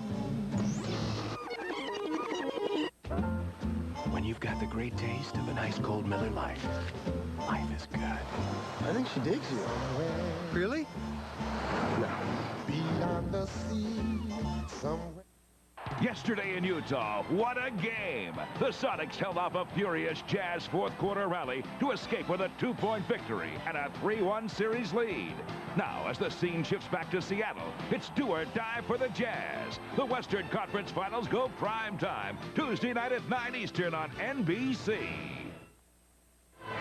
Well, the Chicago Bulls are on their way to making it a 4-game sweep of the Orlando Magic as they make their way to the NBA Finals, where they would face either Seattle or Utah during the regular season. The Bulls and the Sonics split the 2 games. 97-92 win by Seattle in Seattle, and Chicago winning in Chicago. The Bulls won both games against Utah. Michael Jordan averaging 32 points a game in the 2 against the Jazz. 9 seconds to go. Hardaway didn't find the shot, and now took a shot in the eye with 3 7/10 seconds remaining in this fourth quarter. Steve Kerr apparently clipped him. Well, the Chicago Bulls defense with the Magic down 7, aware that they're going to try to set something up from behind the line, making sure they had a lot of pressure out there to force any Magic player with the ball inside the 3-point line, and Penny Hardaway just trying to get any kind of score he could, but paid for it with the poke in the eye. It appears that Penny is all right. Steve Kerr comes over to Penny Hardaway apologize. Hardaway 7 of 10 at the free throw line, but once again the strong start and did not do it down the stretch. Again, it looks like a good stat line, but the fourth quarter is so important in any basketball game, and in particular these playoff games, and that's when you have to have your take charge guy to make sure he gets your team into what you want to do in your offensive end. And the foul given on Jordan to stop the clock. Brooks Thompson picks it up. So Michael Jordan back to the line. He's 10 of 12 at the free throw line. We're now down to 2 7/10 seconds remaining. The Chicago Bulls making it to the NBA Finals. During the regular season, able to break the record of the 1972 Los Angeles Lakers, who had won 69 and lost 13. A record-breaking 72 victory season. They've been saying all along that it would not mean anything unless they win another championship. Well, they will have that opportunity as they are headed back to the final round. And I think they're as surprised even as the Magic are with Orlando's performance. I think they were anticipating a much more difficult series. Well, Jordan missing on both, but did not matter. The Bulls have swept the Magic. Jordan finishes with 45 points. The Bulls do it 106 to 101 as the Orlando Magic have been swept from the playoffs for the third straight season. Shaquille O'Neal had the good start. However, in the second half, as we have discussed, similar to Penny Hardaway, did not come up big. Shaq finishes with 28, and his offseason has begun, as has Penny Hardaway's. Hardaway finishing with 28 points. Let's go to Ahmad Rashad on the floor. Ahmad? All right, thanks, Marv. Michael, a year ago when you lost this team in the playoffs, a lot of motivation for you, and you came down here and said that it wasn't a personal vendetta, but a team vendetta, but you've got to feel awful good about this series. Well, I felt good that, you know, we really saw a challenge and we were faced with the challenge. I can say in every game, a different guy stepped up and gave us support, and I think that's what this team is all about. It's not a one individual type of team, and, you know, today it was my turn. Some of the guys couldn't get it going offensively, you know, and I stepped it up a little bit, and, you know, everybody rallied around that. You guys have been so exceptional in the fourth quarter, offensively and defensively. How do you explain that? Well, I think that's the time in the playoffs, that's the most crucial time. You know, you want to execute, you want to play solid defense, you want to do all the necessary things to win the games. You know, last year, you know, I wasn't in a rhythm to do that for this team, or we really didn't have a good understanding for each other before I can do that. So this year I had a better understanding about the team, and I think they had a better understanding about myself, and, you know, we were able to function down the stretch. All right, we will see you in the finals. Congratulations. All right, let's go over to Jim Gray. All right, thank you very much, Ahmad. I'm here with Dennis Rodman. Dennis, another big ball game today. Offensive-minded. How come you became so offensive-minded in this entire series? Well, I don't know. You know, I'm looking for a shot. Even though I miss it, that means I'm aggressive.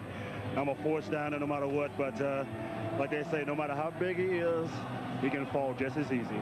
How much did the team need your enthusiasm? It seemed as though they were lackadaisical in the beginning of 3 or 4 of these games, and you lifted the team significantly today. How much did they need your enthusiasm? Well, the coach always says, go out there and give us a spark, give us something. And, you know, I said in the back of my mind, I got to do something. I have to do. That's my job. I go out there and get a team a lift, and, you know, when you got guys, a group of guys like this playing their asses off, hey, you got to give them credit. Are you surprised, Dennis, now that this season, as you head to the finals, how well you've been accepted by the Bulls?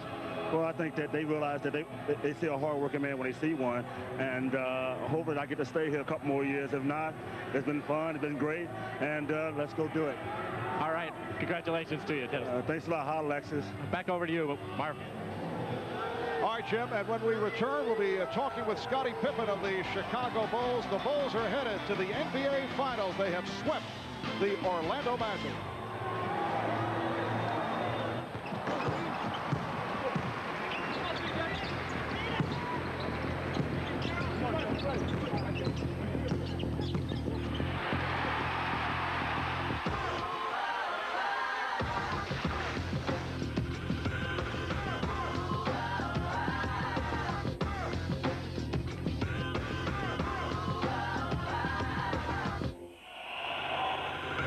Life is a sport. Drink it up. To whom it may concern, I've always loved the summer games. The running, the jumping. It's all good. Even the shot put thing is pretty cool, too. Still, somehow, I can't help feeling there's something missing. Me. And that's why I think football should be an official event of the summer games. Let's have a meeting and put this together. That's my dream, and this is my planning. I'm not in. Reminder, should Seattle beat the Utah Jazz tomorrow and win that series in 5, the series would then begin. The NBA Finals series would start on Friday in Chicago. The Bulls over the Magic 106 to 101. Obviously, if Utah wins, the series continues, and then we shall see. But congratulations, Scottie Pippen. Thanks, as you guys have continued right through. I know you had been saying the 72-win season wouldn't mean a thing unless you go all the way, and now you're going to have your chance in the NBA Finals. Well, definitely. I mean, even though we swept this team in this series, this is a very tough series for us. Trying to contain Penny, Shaquille down low, their three-point shooters. They made this a very difficult series for us, but I think as a ball club, we stayed focused. We knew what we wanted to do and who we wanted to shut down. Was there a particular philosophy going into today's game? Michael Jordan seemed to want it offensively at the start, and obviously had one of his remarkable performances. Well, it wasn't really. You know, we didn't know what type of enthusiasm this team was going to come out with. And I think their fans here really gave them a big lift. And they came out, they played hard throughout 48 minutes. But Michael had the hot hand today, and he was unstoppable and really kind of carried our team. Are you surprised by the ease in which you were able to handle the Orlando Magic? I know they had injuries, but the injuries came after the damage was done. Well, I feel like that we got a good feel for this team, you know. After getting Dennis on his ball club, getting Michael back in his rhythm, you know, we realized we had a very strong ball team. And from that point, it was just a matter of us falling into our rhythm and, you know, really getting a feel for this ball club here. Now, Shaquille O'Neal and Penny Hardaway today had the strong first halves, but not able to do it in the second half. Was there a particular adjustment that you guys were able to pull off? Well, that's been a thing the whole series. Those guys have to carry this team offensively, and if they can carry them 48 minutes, then it's a different ball game. But we know our defense is going to wear them down somewhere within that 48 minutes. All right, Scotty, congratulations, and thanks for joining us. Thanks, Mark. All right, Scottie Pippen of the Chicago Bulls as the Bulls make it to the NBA Finals. Once again, the final score, the Chicago Bulls over the Orlando Magic, 106-101. The NBA playoffs on NBC will continue tomorrow night in prime time with Game 5 of the Western Conference Finals between the Utah Jazz and the Seattle Supersonics. Sonics, of course, lead that series 3-1. That's tomorrow night, 9 o'clock Eastern Time, right here on NBC. Tonight on NBC, a special 1-hour Fresh Prince, followed by the powerful world premiere movie Shattered Minds, starring Heather Locklear. For Matt Gukas, Ahmad Rashad, and Jim Gray, Marv Albert saying so long. This has been the NBA on NBC. The NBA playoffs, the U.S. Women's Open, the French Open, the U.S. Open, Wimbledon, the NBA Finals, baseball's All-Star Game, and the Olympic Games in Atlanta. The great events are all on America's sports leader, NBC. Tonight, there is no Melrose Place, but you can still watch Heather. Sometimes I feel like different people. What dark events drove one woman insane? You step back. In a motion picture inspired by a true story, Shattered Mind, NBC tonight. Witness the power. She was the best sprinter in the world. Feel the passion. I don't care if you're dead, you're swimming at 100 freestyle. Share the glory. They were witnessing something they would never witness again. In an exclusive behind-the-scenes look. It was a lifetime of training for just 10 seconds. At 100 years of Olympic legends. I was there, and I was going to do my best.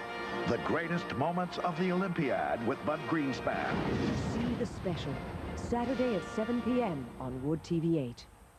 We're building up America, and we're building it square by square. As father of 3 energetic boys, John Morgan was sure he had the perfect plan to improve a not-so-perfect front yard. The plan unfolded at Builders Square. The guys took charge of the to-do list, while Mom found a few things she couldn't do without. The plan came off with only minor setbacks. Still, the boys did learn a valuable lesson in teamwork. Builders Square, getting America squared away. Johnny Bench for S&K.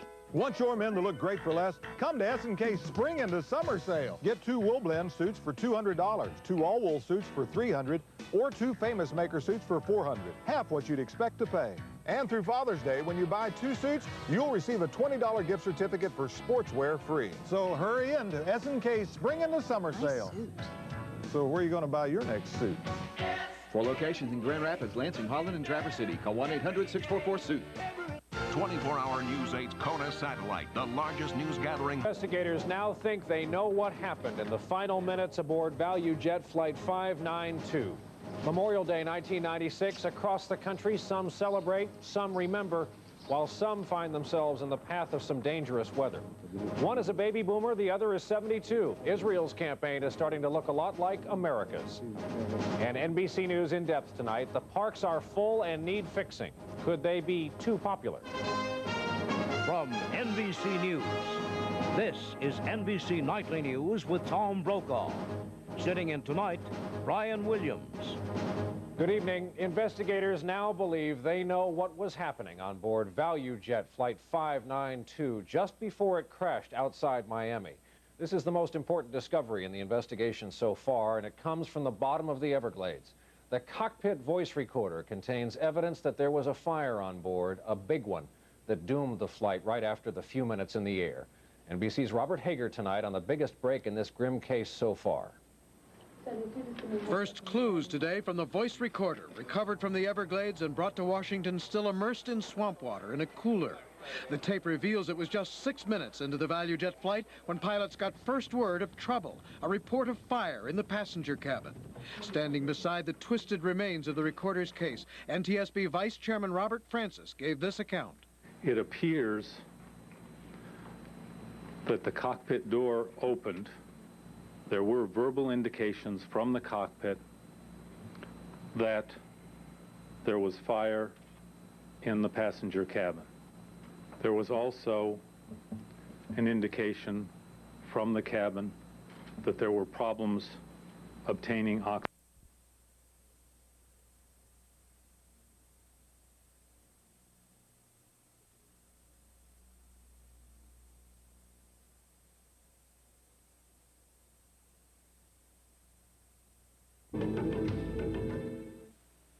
This drunk driver killed a family in a 90-mile-per-hour head-on collision. I think he drank a minimum of 13 beers. We had so many plans for the girls, and we had so many plans for our lives. His surprising defense infuriated many. This tragic accident happened not because of the alcohol. Was it excuse abuse? You decide. Dateline Sunday on NBC. Well, Nick Anderson finally getting up after taking that hard fall as he was sandwiched by Luke Longley and Dennis Rodman. Limping, holding his hand, in all kinds of pain right now is the trainer Lenny Currier and strength and conditioning coach David Oliver trying to help Nick Anderson, who's having problems walking, besides the problems with the hand and wrist area.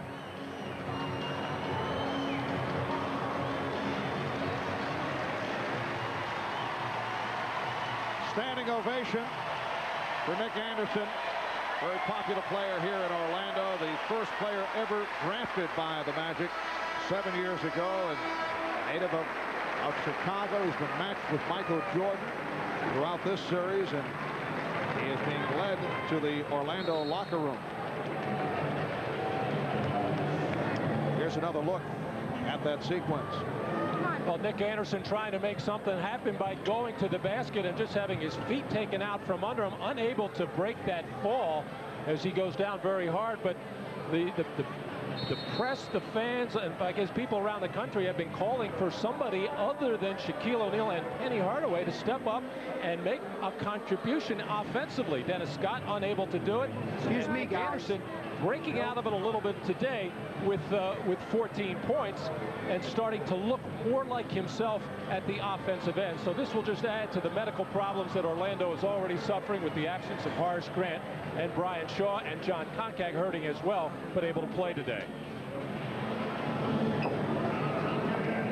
So Nick Anderson being led into the Orlando Magic locker room. Nick 6 of 11 from the field, 14 points, able to turn it around after the disappointments the first 2 games of the series. John Koncak will go to the line. Because Nick Anderson unable to answer the bell and step up and attempt those free throws. It is the Chicago bench that gets to pick somebody not on the floor. Phil Jackson going with John Koncak, a very poor free throw shooter, but gets the friendly bounce there. I myself would have selected assistant coach Rick Adebato to go to the line. But Phil going with John Koncak. Well, the way the free throw shooting has gone today, who knows? Orlando now 8 for 21. Chicago not that much better. 14 for 25, 56%, but in effect doubling up Orlando from the free throw line as both teams shooting it poorly, attributable a lot to the intense defense that has been played, and both teams have evidently tight.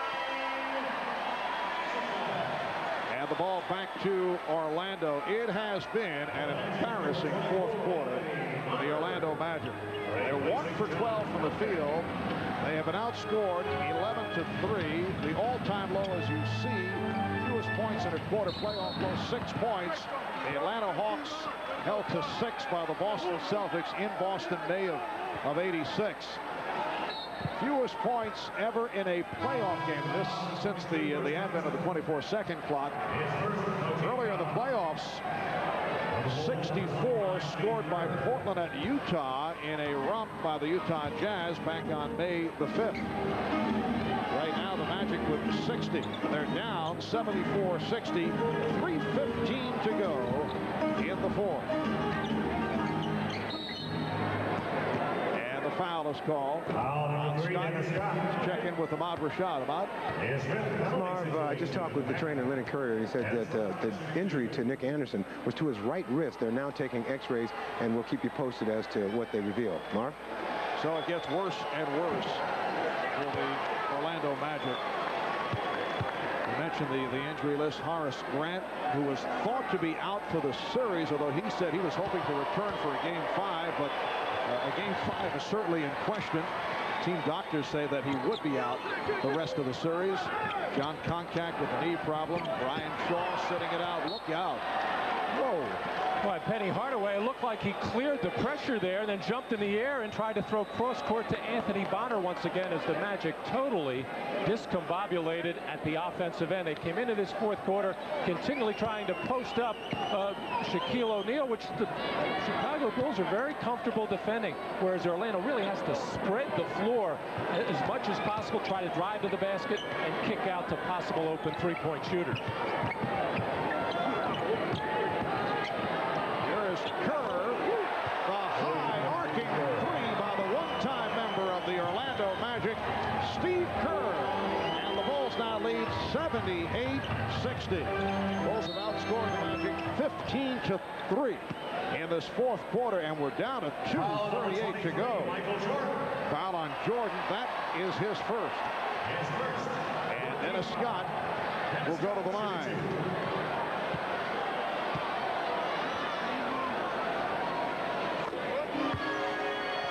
Only 6 points for Dennis Scott. Matt, it's so difficult to measure low moments, but I would have to say since the return of this very young franchise, and you look back at the sweep at the hands of the Houston Rockets in the previous season, they were disappointing, their first trip to the playoffs, but I would say this game today would be right there in terms of it doesn't get much worse. And it's so puzzling because of how good the Orlando Magic have been on this home floor. They get themselves going, they get the crowd going, and they generally play very well in this building, even when they do have injury problems, as which they have today with no Grant Shaw. Scottie Pippen now has 27 points, 3 of 4 from downtown. Here's Thompson.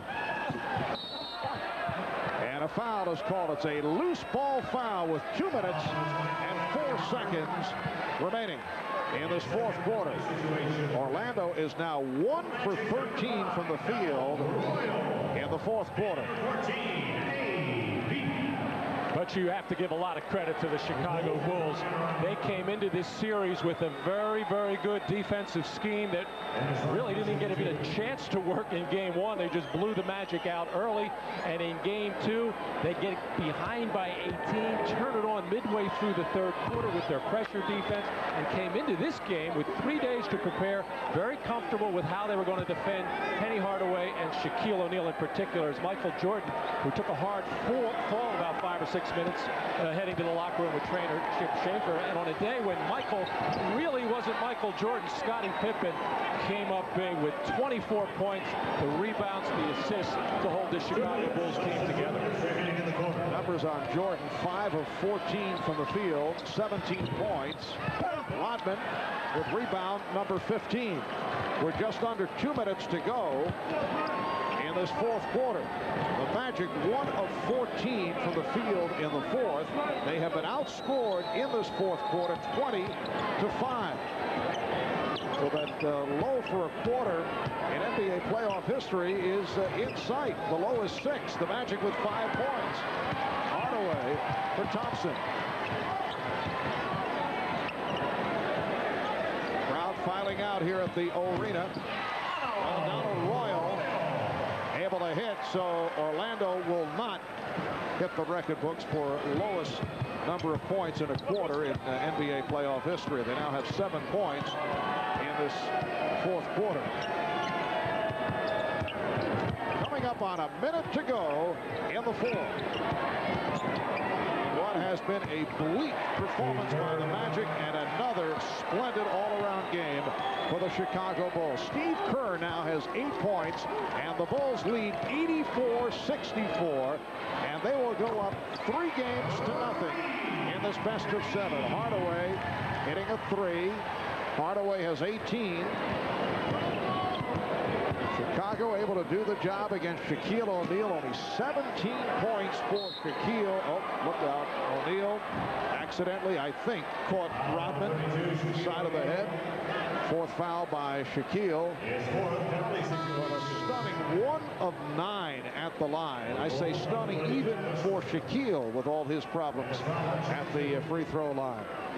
Bulls have now outscored the Magic 21-10 in this fourth quarter, with 38 seconds to go. And even though today Chicago got a lot of second shot opportunities, they really didn't turn them into the kind of points that they sometimes are capable of doing. The Magic didn't turn the ball over that much, leading to a lot of fast break opportunities, although the Bulls certainly had the edge in that area. What did the Magic in today in particular was just their very poor offense and very poor perimeter shooting. But the Chicago Bulls, that is what they want to take away in this series. And of course the Bulls defense had something to do with the problems of the Orlando Magic, but once again the Magic not able to hit from the outside. Dennis Scott continuing to struggle. 1 of 9 from the floor, 1 of 7 from three-point range.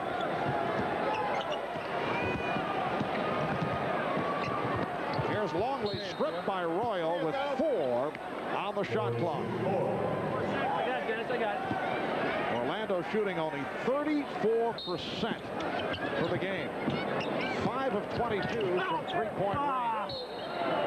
And 10 of 24 at the foul line. It's just a series of negative statistics. Final seconds.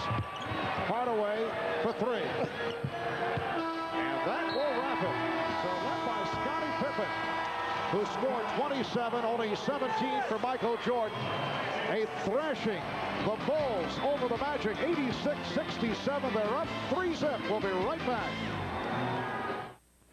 Oh, Bill, did I tell you what Patty said that Rachel heard about what Mark said about Patty? Well, Bill, are you listening? Anyway, Patty ran into Rachel, who had run into Mark at a party. So, according to Bill, are you listening to me or to the game?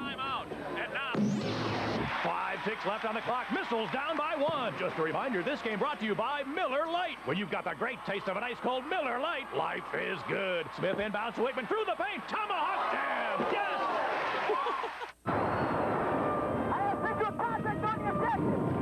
This is for Mr. Blanchard, who told me to make something of myself. For Miss Miller, who never let me settle for a C. For my parents, who believe in my dreams. For myself, for my future. Be all that you can be. You ever notice the face of your kid on the way to McDonald's? His eyes light up.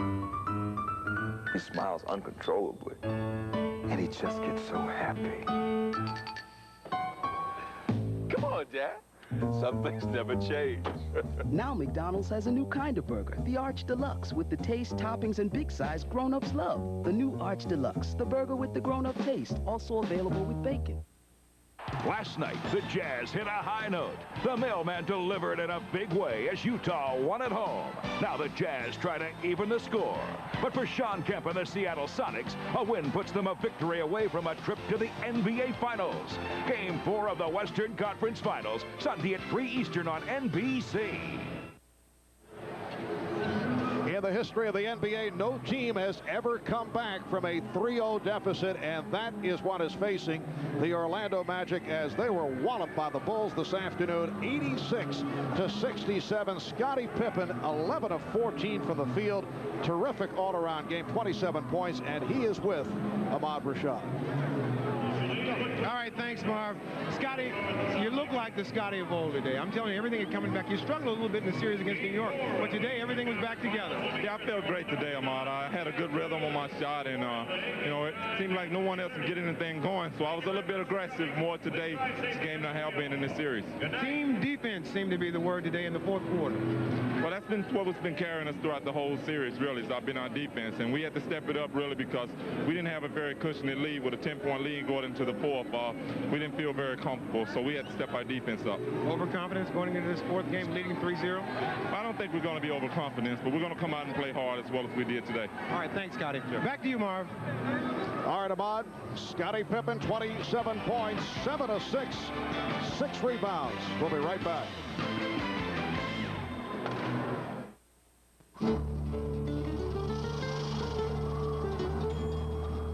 It's the only one out there. And here it comes.